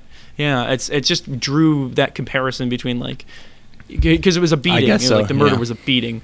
So he eats and goes to sleep, and then the grandfather or whatever of the family comes in, and he's like, kid's sleeping, and he's crying in his sleep, which is sad. And then the adorable little girl the adorable middle child tucks him in. Hanazawa. Hell yeah. And he wakes up to see a cat that looks like an owl staring at him. Mm-hmm. And then we get a crazy, frantic scene of the girl, the adorable middle child, scrambling to feed him before going off to school. And then he's like, fuck it, I'll go to school today. I know how you feel, bro. Yeah, right. Yeah, I'll try going to school, I guess. He's on his rooftop during lunchtime, and a teacher comes up, and he's like, hey, how much money do you make? Do you make more money than me being a professional shogi player? And then he chows down on Ray's rice ball. Big-ass rice ball. He was given by middle child. And then the teacher leaves in anger because he thinks he makes more money than him. Yep. And then he goes later that day. Ray goes to a bakery, the bakery of the family that he had dinner with, and he helps them work on that. And and then they get a scene where the grandfather's super proud of the youngest grandchild's ability to fold some paper after he acts really tough, and then he totally. geek, grandfather's out about it and is adorable. And then he goes back to his apartment, looking in his mailbox for something, and then dude comes around the corner and is like, haha, you looking for this? And holds it up. And I'm not really sure where the show is going, but I know I really, really enjoyed the first episode. That's what I said. Yeah, great. I don't know what the conflict is going to be, but it seems like there's a good chance it's going to be just sort of like a healing show, like relationships kind of, is stuff. I don't know. I'm fucking in. Yeah, it's pretty good. From the second episode, which is the latest one I've seen. So the way he met this family was, I guess he had some senpai that like made him drink a lot or something, and he was just like, what the fuck? I don't know, but he was just like wasted on the street and just like passed out, and the lady came. She's a what's the bar where you hang out with a lady? A hostess? Something like that. It's a word for it, like the bars in Japan where you I mean, it's a hostess bar is what it's called. Yeah, so she's that, and and yeah, she just takes him home and makes him puke and lets him sleep there, and that's how they met. Yeah, that's really interesting. The characters seem really interesting and great, and middle child is absolutely fucking adorable. I think it's weird to have references to your show in the show, because there's like a Subway ad for Three Gots and No Lion in the subway he rides. I think it's right on the screen. It's really, that's a strange choice. Shaft, what are you guys doing?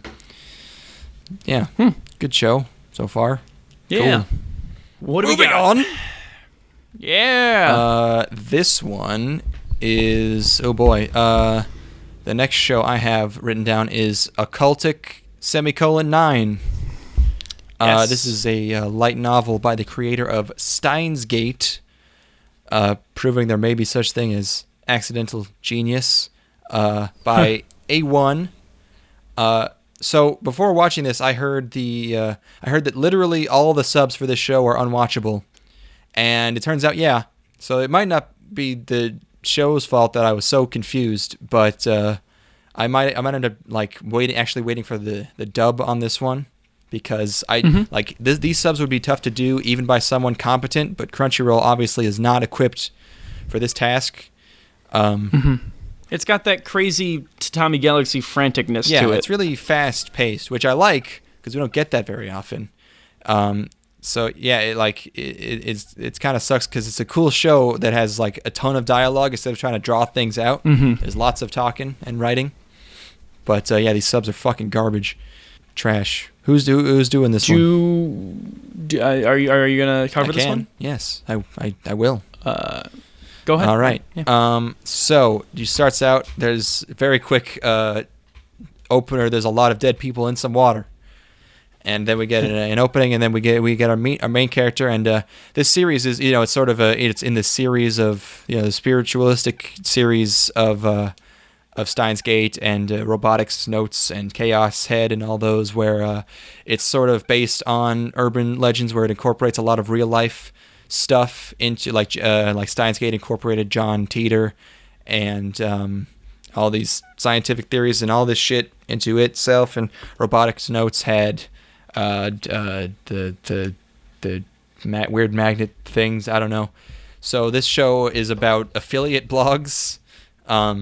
Or it's part of the theme. You'll see those Japanese blogs where they talk about anime or whatever, and they all sort of have the same format. And our character runs one of those, and it's paranormal themed. And I thought it was like, he explains that it's sort of like a witty and incisive or something. So I thought it was going to be like one of those, like, you thought he was going to be one of those buzzkill, like, I'm debunking the paranormal guys, where he would like write a gigantic essay on ghost adventures and think himself really fucking smart for it. Oh fuck! Can we pause here? I watched the new Ghostbusters movie. Ooh, why? First of all, wait, but why though? Yeah, I mean, well, come on. I guess you gotta. I gave it a shot. And I mean, it's fucking completely unbearable. From like just a pure filmmaking perspective, it's so lazy and terrible, and like, there's nothing really interesting going on stylistically. The ghosts look like absolute shit. It's all pandering garbage, even though it wants to like separate itself from Ghostbusters, the original. I can't believe it. The jokes fall completely flat, except for this one sequence, which is pretty good. Which is I'll discuss that scene later with you separately. But the Bill Murray's character shows up, and he's like I think he's a debunker type, and I've never seen somebody want to die so much. There's no joy, not a shred of hope or joy in this man's body. I mean, he's usually pretty bummed looking. But this is the most I've ever in my like Lost in Translation. He's bummed. Yeah. But like he still wants to be there. But that's the character. In this instance, he doesn't put like an ounce of inflection in his voice and just read lines and like completely deadpan and dead-eyed, and he can't even really like force a smile. It's a steaming pile of fucking absolute tripe. So did you like it? A lot? Oh, dude, it's great. I love it, dude. Better than the original. All right, Woo! yeah. There you go. Now you're getting that ad money. Where's my paycheck? Where's my paycheck? Where's the... All right. Well, I'm really disappointed now. I don't know if I can continue this podcast. I was really looking forward to seeing that. I know that was like the thing you were looking forward to the most see it with this my year. girls. What am I supposed to do now? God. I guess you'll have to wait for the sequel. Ghostbusters 2016 2. Coming 2018. Ghostbusters 2 squared.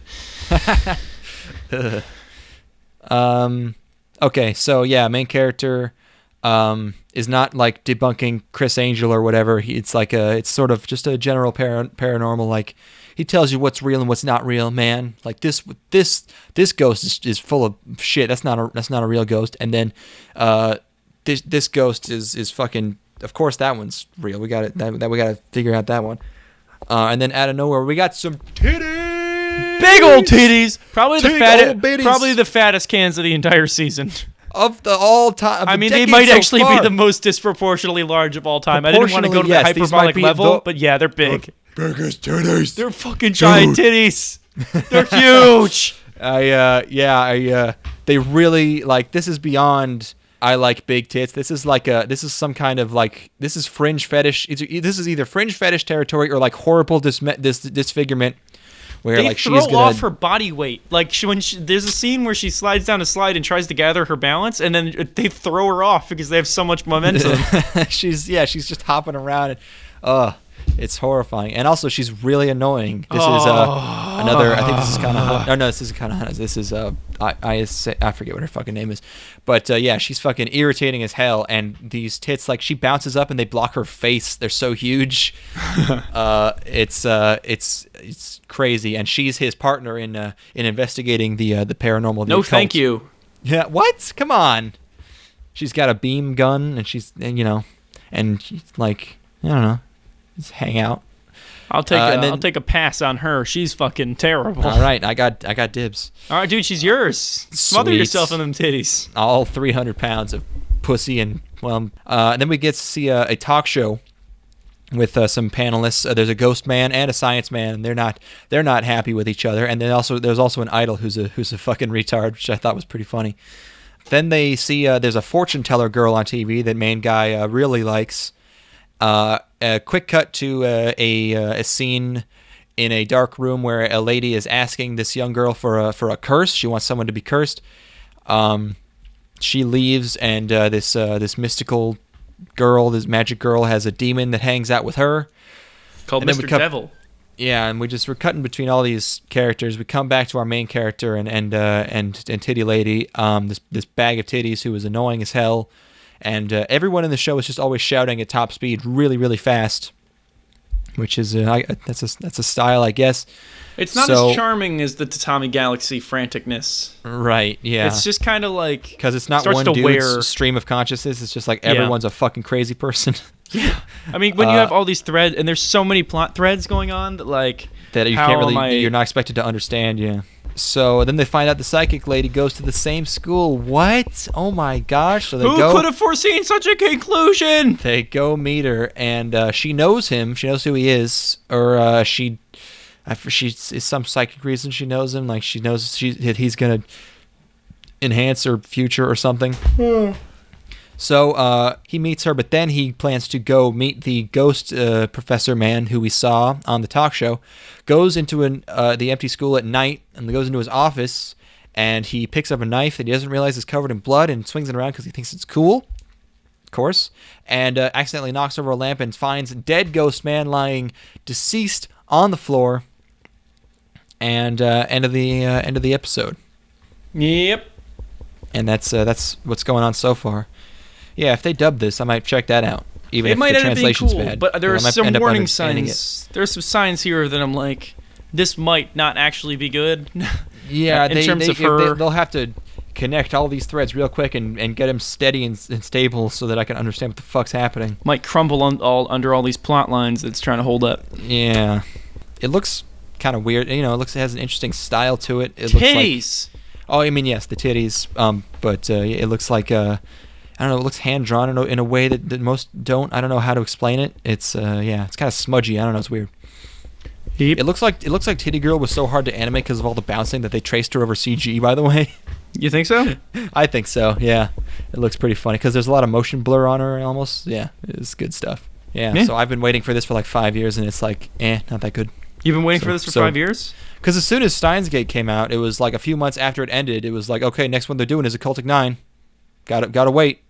And that was 2011, so. Oh well, happened with Yurikuma Arashi. Happened with Evangelion 3.33. Ooh, yeah, that must have been hard for you. So I have a friend who recently finished Evangelion, and we're going to marathon all 3 of the rebuilds. Okay. And I'm really excited to revisit 3.33 because I really still don't really know what to make of it. I can't remember what happens. I just remember there's like a long bullshit scene with a big ship, and then he goes and is gay for like I guess an hour, and then there's a big long end fight. I don't remember like the middle of that movie is a total blur to me. It has he's like just walking the best around like talking suddenly to characters. ever in it. What song? The one right with the explosion in the the one where they're on the piano and it's like that one's good too. But so yeah, this show I can't really have a super strong opinion on it. Really, because I basically couldn't follow it. Yeah. Because I was also having to take notes during, and it was like, foolishly, it was one of the last things I watched before we recorded, and I was watching things up until 20 minutes before we recorded, and so I was like on that crunch time, and I really couldn't go back and like read through lines and shit. So. Yeah, I noticed you watched like 7 or 8 shows in the last 20 hours or something. Did you go to class today? I did. Okay. Actually, what happened was I had watched some stuff laying in bed, and I had the monitor turned towards me, and I didn't want to take the time to go and change the sheet that we use. So I watched 5 shows today. All right. Okay. Which is not bad. I don't think it's... That's manageable, yeah. Yeah. So that's Occultic 9. Yep. 5 years in the making. Next show is called... Where do I have it here? Oh, God. I gotta find it. There we go.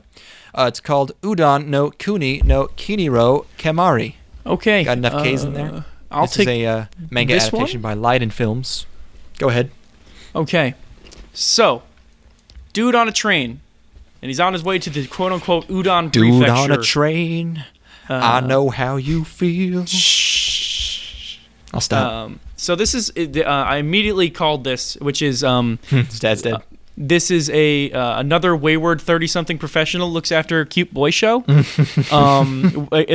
the style of. Did you know it was a boy at first? Absolutely, I knew that was a boy. I knew that was a woman. My straight dar is way off. I need to recalibrate.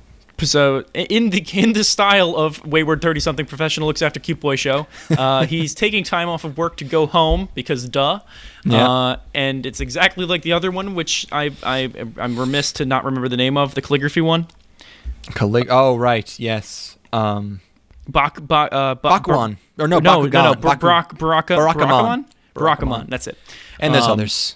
This is, it's very much that. And I feel like there are even American movies that are like this. Like, isn't that like Extremely Loud and Incredibly Close or something? Or fucking... Maybe? I don't know.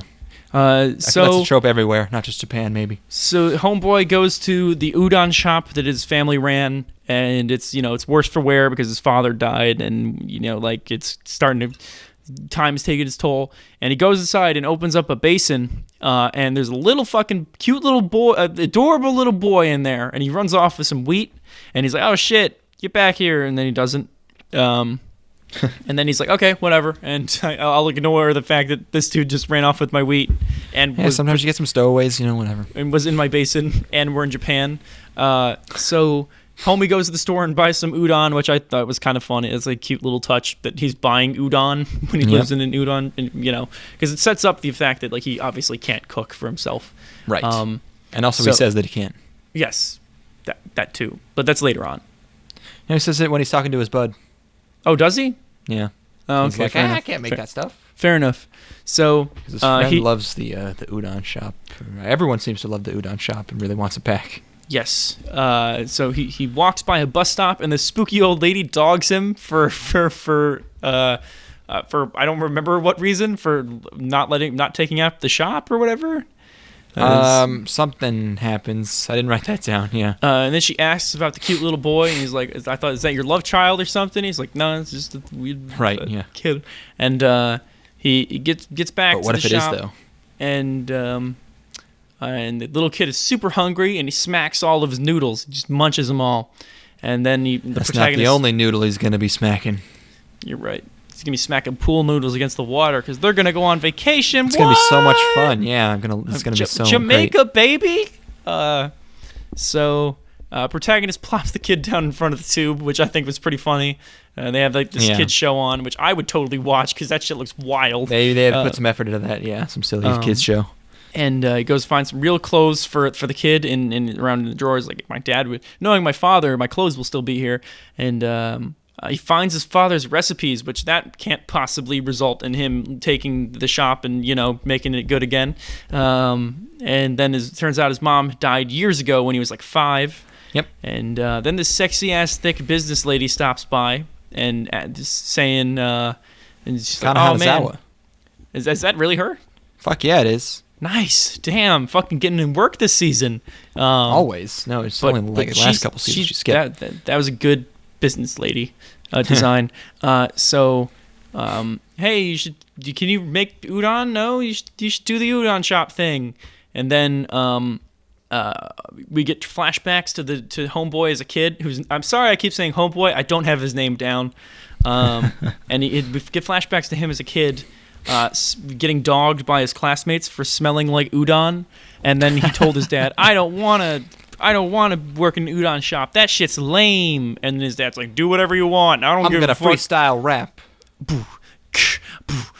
Oh, were you saying that, or was that the character? Oh no, that was my imitation of him. I was not actually like a beat for you. I do not have any tasties planned, which I guess sort of defeats the purpose of freestyling. But all the greatest freestylers wrote this shit beforehand. That's and then true. The kid transforms into. So they bump into these pedestrians or visitors or whatever who are like, "Hey, is this the udon shop that's super famous around here? Is it? Oh, it looks like it's." He's like, "Oh, it's gone. It's actually closed because my father is dead. My dad's is dead." And like, "Hey, do you make udon?" He's like, "No." And then the kid transforms into Tanuki while he's holding him, and then his instincts take over and he bolts away so that they don't see that he's a Tanuki, and then the episode ends. Yeah, because before that, they go to this shrine, or the kid runs to the shrine, and this guy's up there and he's like, "Yo, dog, watch out for this shrine. There's fucking magic Tanuki about." It's like, okay, yeah, sure, dog. But then it makes sense later. Yeah, it seems like a kind of unnecessary addition to the plot that this kid is a Tanuki, because it's already weird enough to see a grown man with a young boy. If it's got a tail, whatever. It's like, yeah, that's basically the same. So this is like a 3 out of 5 on the furry scale. But towards the end, I don't know how Tanuki it gets. It's rapidly approaching, "Oh shit, nigger, what are you doing?" which is a 5. So yeah, it does. It's like right there on the precipice. Oh yeah, no. As soon as he gets on all fours, it's like, dude, no. It's an animal, you sick fuck mode. Punch out of this shit. Yeah. Yeah. Oh, and then when he transforms into the Tanuki, it's you get a cool flashback to 5 minutes ago of like 2 scenes previous to remind you that there's Tanuki. I didn't write that down, but it bothered me. Where it's like, fucking, we know. What? Come on. I wasn't in the bathroom. I was watching. Like even if you were in the bathroom, it wouldn't matter. Like who? Like you don't need need to pick it up. Oh God, terrible. But it's one of those shows. The kids. The this kid's isn't cute. terrible, but I haven't even finished Amama Toi Nazuma yet, which is another 30-year-old takes care of young child show. So maybe someday, but yeah.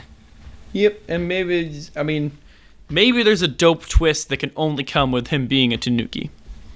He's really good at making udon. Magical Tanuki piss. Right in there. So salty, so it's their savory. Giant balls. You have to siphon the giant balls. Oh yeah, no, he needs to get like tea bags. Just stick his giant balls in there. What makes this udon? That's actually what it's gonna say in his dad's notes is that you got to put the balls in. Big old balls. Step 3. Add salt. Step 4. Get a young Tanuki nubile and stick his balls in that shit. It's like the producers. All the way in. Boys. Stinking Have boys. him run a mile beforehand. Makes it extra musky. Good stuff. You gotta harness the dick stench. What the fuck, Dad? Dad? And then he does it and it's like, oh, my father was right. How did he even figure this out? How did this happen? Ugh. Anyways. Taint stink. Yeah. Did you like it? What happened? It's fine. Yeah, I don't know. It's okay. I like the kid. His friend's a total jerk, which is funny. Right, yeah, kind of a dick. Inoffensive. All right. Moving on. Our next show is going to get quite... Let me start over. Our review of this show is going to get quite wordy. Because called... that totally works. Because it's called Fune wo Amu, or The Great Passage. And it's about dictionaries. It's based on a best-selling novel. The Dictionary. That's good. It was adapted into a film that actually won Japan's Academy's Picture of the Year. Yes. So, and it's adapted by the studio Zexis, known for Aku no Hana and Legend of the Legendary Heroes. Those are just the 2 I picked for some reason. You want to do this one? Yeah, I'd love to. All right. We get some musings about the vast ocean of words and how a dictionary is a ship that allows us to cross that ocean. And we get 2 people in a restaurant. That first scene is basically how I feel reading a Tim Buckley comic. Yes! Can't believe I worked that in there. Hold on. I got it. That seems basically how I feel about reading a Brian Michael Bendis comic. It's the same joke. Making fun of Bum Tickley 4 years too late. Oh well. So we get 2 dudes in a restaurant talking about how they're looking for a successor to help finish a new dictionary. Right, because one of them is leaving to take care of his wife, I guess. Yes. And about how only a very specific type of person can edit one, and they need patience. And does such a person still exist in this modern era? And they talk about the dignity of the dictionary and the character and the personality. It's called The Great Passage. The one they're making is yes. Yes, the one is there. So we cut to one of them, or the protagonist of the show, which is not one of those 2 guys, is at a bookstore, and he's giving order forms for Genbu Publishing to the guy who works at the bookstore, and then he's really awkward about it and terrible. And then another guy who works for Genbu, who's a really great salesman, is there. And he talks to him later, and he's like, "Hey, your shit's awful." And then Majime, the name of the protagonist is Majime, breaks into a string of lines about error as a word and the concept of error and is it error is in the substance or error is in the feeling of a room, that kind of deal. Yeah. And then he goes error because whatever, it's talking about awkwardness or whatever. And he goes back to his apartment, which is full of books and a cat. And then he eats dinner with an old lady who is it his grandmother? I don't know. Is she a landlady? I think that's just his landlady, yeah. Okay. So yeah, he eats dinner with an old lady, and then we're back into the Word Ocean Dream world for a bit. Mm-hmm. And then we get a middle of the episode sequence about dictionaries and how they're all different, and explaining like I'm a dictionary that's hip and with it, and it's like in this cutesy art style with literal talking dictionaries. And so homeboy from the restaurant is still looking for somebody to replace him, and then he runs into the guy who saw Hajime at the store, or is it Hajime? Majime, my bad, sorry. He's got a weird name apparently. Yeah, it seems like it auto-corrected to Hajime in my notes. Ooh. So he runs into the guy who saw Majime at the store, and he's like, "Oh shit, Majime must be the guy," is what I'm thinking. And it's like, but why? I don't understand what they're looking for in this fellow. Like, it's so like apparently the magical person they're looking for is one who knows how to define really common words. But that's anybody can define a word, and like the fact that he did it off the cuff doesn't really mean anything. Yeah, it just means he's like weird and awkward. But whatever. The example they try to come up with to show that this guy is worthy of writing a fucking dictionary is he knows the definition of to read the air, or maybe that's just the subs. I don't know, but like that's might make more. It might be harder to define words in Japanese. Maybe there's more poetry to it. Maybe. So they track down Majime, and he's like, hey. I'm gonna tell you, explain these words and the concept. What is right? And then he asks, like, do you mean the direction, or is in the theological concept? And he's like, I want right is in the direction. And he explains, right is the side that your body faces, or is fuck. What is right? Is east if you're facing north. That's it. Thank you. Genius. And he explains like why it can't be these other ways, because it's a subjective thing, because like right isn't the one you hold you eat noodles with, because left-handed people don't do that or whatever. Yes. But then he explains an island or whatever, and then Majime is officially recruited to work on the Great Passage as an editor. Yep. And that's the end of that episode. Yeah, I want to hear your opinions on this. I hope this show is just them arguing over like Gen Z terms that should or should not be added to the dictionary. Like, okay, how about twerk? I'm for it. No, objection. Does beef curtains count as one word? Stuff like that. Twerk as the concept, or twerk as the action? What do you mean by twerk? If you were like if these guys were like your dad, it would be so easy to gaslight them by like making up millennial terms that don't actually exist, but just to make them think that they're super out of touch and like writing their dictionary totally wrong. Like, my son told me today that all his friends are snorting frescoes. What?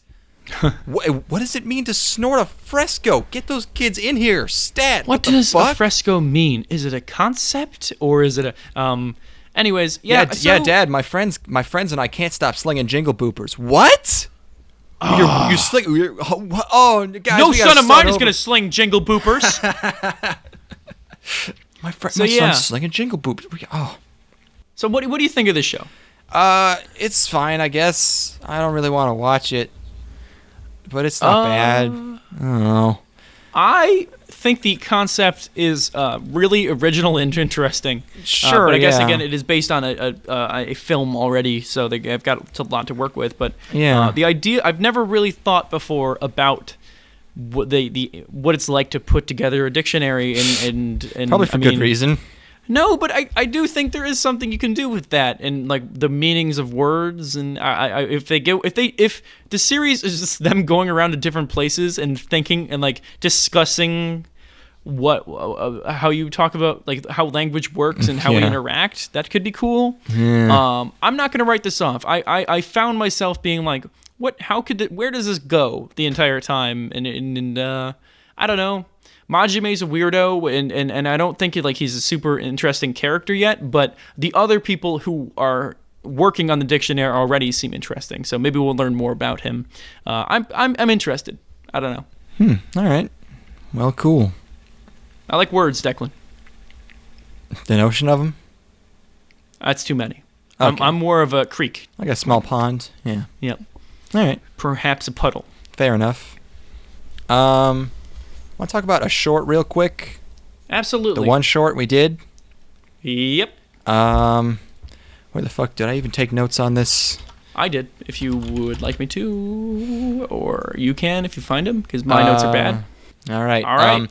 The short we watched is called Gakuen Handsome. Great title. So good.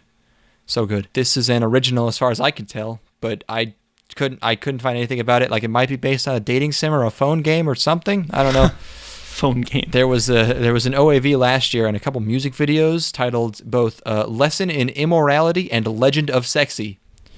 Pretty good. The studio is called Team Yokufuman.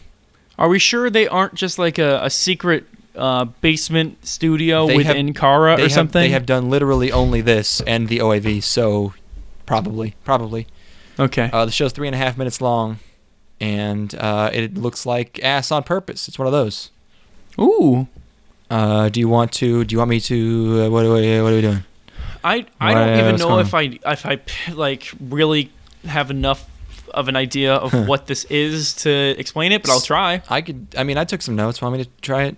I just have one goof that I need to get out. All right. Okay. Okay. So yeah, our main character ducks into a classroom, and he looks over, and sitting in the windowsill is Kaworu from Evangelion 3.33. Of course. And that's it, because he's got a big old chin. Ah, I see. There we go. That's it. Everyone had big slamming chins in that movie. Absolutely devastating. Fucking Studio Kara on Suicide Watch. Blown the fuck out. Hideaki Anno on Suicide Watch again. Holy shit. All Ava characters on Suicide Watch, even though they already were, but now it's even extra. Holy shit. Super Suicide Watch. Double Suicide Watch. Take the floor. Yeah, our main character is Maeda Yoshiki, and he returns back to his childhood town to live there again. The show kind of looks like a fan animation, like it's it's just very silly looking, and the teachers are kind of like sexually harassing people, and the chins are as you mentioned fucking next level, and hairy and gross. Oh yeah, they're just weird. They're just like big. They're bad. They're like big in a good way. Cones. It's nuts. So he recognizes an old friend, and then they both meet his little sister. And then I realized that this show isn't nearly dumb enough. Like, why would make it look so fucking stupid if nothing is funny or wacky about it at all? Or if anything, nothing happens. Absolutely nothing happens. It's just like it's the most generic slice of life, but with this fucking retarded ass art style. Like, why do the characters look so ridiculous if it's not ridiculous of a show? I don't know. I don't know at all. I was looking forward to it, but yeah, I'm not interested now. Good name at least. Oh yeah, great. So yeah, that's it. So, okay, so I guess you thought the same thing. Yeah, I basically don't have an opinion because it's not even a thing. Like, it's so nothing that it's already left my mind completely. Bummer. Well, all right. Yep. So yeah, that's it, baby. No, it's not. Fuck, it's not it. Oh, we got one more. Not it. We have one more show. One right. more full shit. show, which is technically an OVA, but I made you watch it anyways, or an OAV or something. Yep. I don't know. That you had some trouble finding, but you did eventually locate. It's called Luger Code 1951. Wow, I can't believe you pronounced that so perfectly. Yeah, when you combine a lot of languages like that, it's tough. But I've taken a lot of classes. This is a manga adaptation by Dean. Oh right, it's an ONA. That's what it is because it's net only. Yes. So yeah, immediately I noted, I immediately noticed the subs we were watching were bad because the first line is screamed, but it's just it's just a period. There's no exclamation point. So, you want to explain this one, or do you want me to? Yeah, fuck it, let's do it. All right, explain this fucking. Okay. All right, so main character named Testa. Open up on him walking through snowy woods with his senpai, who's named Rosa. Yeah, Rosa. And their truck got stuck in the snow, and they were lamenting the fact that the dudes back at the base gave him such a shitty automobile. And they need to capture a werewolf to interpret this so-called Luger Code, or Luger Code. It turns out humans haven't been in war in over 10 years, but there's a new enemy, and it's something not human. Yeah, I guess wolves ended World War II early, just like strike witches. Yep. I guess I haven't seen Strike Witches. Well, it's not wolves in that, but you get the idea. So they have to go capture a werewolf, and they come upon these soldiers who have a captive werewolf, and they're going to kill it. And they show up just in time to stop the execution. And I guess they're going to have these dudes court-martialed over trying to kill a werewolf that killed their buddies, which seems a bit weird to me. I was convinced that this werewolf was a cute bishy boy. I also was. Turns out, yeah, it's a girl. I don't know. I didn't get that part. It's a girl. I'm happily surprised, but looked pretty weird in the first scene there. Sometimes surprises go both directions. Did you notice these scene transitions? Everyone is fade to black, fade to black, fade to black. Every scene. It sucks. It's art. Apparently werewolves are hard to capture. Usually they opt to kill themselves rather than be held captive. And that's just a detail that doesn't really matter. Testa goes to take the muzzle off of the werewolf, and he's trying to interpret whatever waves it's giving off. Apparently they have like telekinesis or something. Right. That's what the Luger Code is. And then the werewolf howls, bringing a whole fuckload of wolves over their way. And then Senpai Rosa. I'm at 1.5 speed at this point, by the way. What's that? I'm at 1.5 speed at this point, by the way. You went to skipper mode? I just went like, I can't, no. I'm just, yeah. All your voices are going to be chipmunks now. I'm envious that you did that. I wish I could have done this. And then I should mention at this point that this werewolf looks like the most early 2000s, mid 2000s design ever. It's not a great looking. It's fucking really embarrassing. That in 2016 you still have characters that look like this. So the wolves start throwing themselves up against the shed, trying to break in, which is pretty funny. And then the soldiers still want to kill the soldiers still want to kill the werewolf, and Testa's like, "No, you can't," and gets in the way. And it takes the blow, and then the werewolf starts to gain some trust from the werewolf. Yeah. And I was on the side of the villain guy who's shooting. Like at one point he just goes, "You fucking pussy," and I was like, yeah. Damn straight, he's a fucking pussy. Come on. I love it when subs get really explicit. Soldiers run out in the wilderness and get absolutely fucking murked by the wolves, and then Rosa burns down the shed with this fucking MacGyver contraption that was overly complicated. And then suddenly Rosa, who wanted to keep her alive before, suddenly wants to leave her just because it would take too long to unchain her, I guess. Even though like the fire just started. They escape. And he started the fire? He could have done it beforehand? It's so fucking weird. If they had left when Rosa wanted to leave, they would have had like a solid 30 seconds before the shed... not even 30. Probably a minute before the shed blew up. Of screen time, probably like 3. So they escape, the shed blows up, and it kills the wolves that are inside. The captured werewolf doesn't care about the war and refuses to help. And then Testa...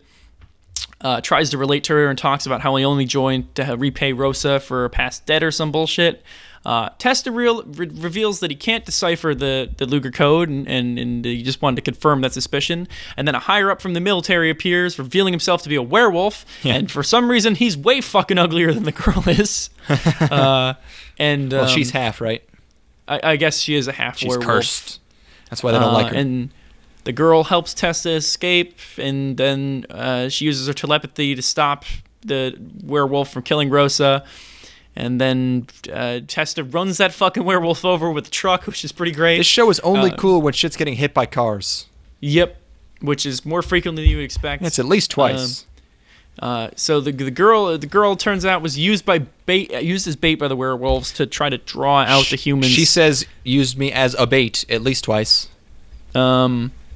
So they're getting away, and then the werewolf stops their car. So it's this time he stops it though, and Rosa fucking glacks him in the eye with a gun, but it's not enough. And it looks like Rosa's gonna get killed by the werewolf. And I mean, he's getting munched like in his torso and neck area, which means he's probably fucked already. But then the wolf girl's like, "Hey, if you want to save him, I can. You got to do something." And she's like, "Okay." He's like, "Yeah, I want to save him." So she fucking glacks him, and then pours her blood into his mouth, and which is again like the most early to mid 2000s thing ever. It's like absolute fucking garbage. And then boy was wolf. And then boy was wolf. He says some dumbass shit, kills the werewolf. Then he comes to terms with the fact that he must leave humanity behind instantly. Instantly, he's cool with that, and he's fucking out. And then Rosa's just kind of down with it, even though, again, he should be dead. He's bleeding the fuck out at this point. And then we're in a beautiful valley, and now he's dressed like an SS officer, and he talks really edgy, and this show is absolute fucking butt cheeks. Well, it's not a show. This is a one episode. I think this is meant for like testing the waters for a series, but yeah, this is just a one-off. This episode is absolute fucking butt cheeks. Oh yeah, no, this shit's garbage. Cheekaroonies. Oh yeah, it's bad. The wolf's face when he gets his arm chopped off, fucking choice. Oh, it's so good. It's like it's the most comedic, like wacky tongue out, like oh no, my arm. It's bad. The one thing I took note of was like the werewolves are kind of creepy. Like they could be a tiny bit worse in theory if you tried to make them worse. Like they were like, it's like when he transforms, it was like, oh, that's a little something. I don't know. But yeah, this is ass. It's rock solid ass. Yep. Yeah, 1.5 speed though. You could finish it in. If there's a 12 episode series, you could finish in like 3 hours. Pretty good. 10 out of 10. Yeah. Yeah. Yeah, it's bad. It's fucking bad. That's not good. Yeah. Going out on a downer. But yeah, that's it. That's it. That's it. That's the season. Yeah. I mean, I think we might have covered a lot of, not a ton of absolute garbage. I will say this. No. Across both episodes, I think there's only like 4 or 5 things that I was really super not down with. Yeah. Which is amazing to say about like 20 whatever we covered, you know? It was tolerable stuff mostly, yeah. Yeah. So, decent season. Yeah. From the one episode of everything I've seen. Oh yeah, it's always decent on the first episode. Usually. Yeah. And then things start happening. Any thoughts? Yeah. Okay, that's good. Well, cool. Just making sure you're still with us. Oh yeah, no, I'm still around. You're still functioning. Your brain is still working. And I'm still making money. Yes. So cool. Fall's over. That fall is, halfway over at this point. We just started like a month ago, so no, but a third of the way over at this point. Oh, did you mean the season or the anime? The season. Okay, so yeah, got 2 more months. Yeah. Which is mostly going to be winter where I live. Yeah, it's already pretty much winter. It's mid-30s every day. It's some bullshit out here. Waking up, it's 33 degrees out and shit. It's not, Halloween hasn't even happened. There was snow on the ground yesterday here. Oh no! Yeah. Fuck. Bad omen. Wasn't that much. We gotta move somewhere warm. The sun. Somewhere warm that has Google Fiber. The sun. All right. Kansas City. So yeah. No, I don't know. Thanks for listening. Thanks. Keep it up. You're the best. Follow us at IGN AnimeCast is our Twitter handle. Oh yeah, we forgot to mention we got bought by IGN. That's why we got that NyQuil ad in there. We got bought by Machinima. We have a great contract with them now. Great contract. Yeah, no. My new Maserati is showing up on Tuesday. Really excited. Yeah. You're going to have a really great time driving that for the 3 days before you get snow. I'm going to put snow tires on it. It's going to be fine. All right. 318-Weebs22. Right, yeah, the phone number. Sure, yeah, 318-Weebs22 if you have any... Please, if you have a question, that'd be great. Please, God, talk to us. It'd be nice, yeah. Cool. Have a good night. Have a good everything.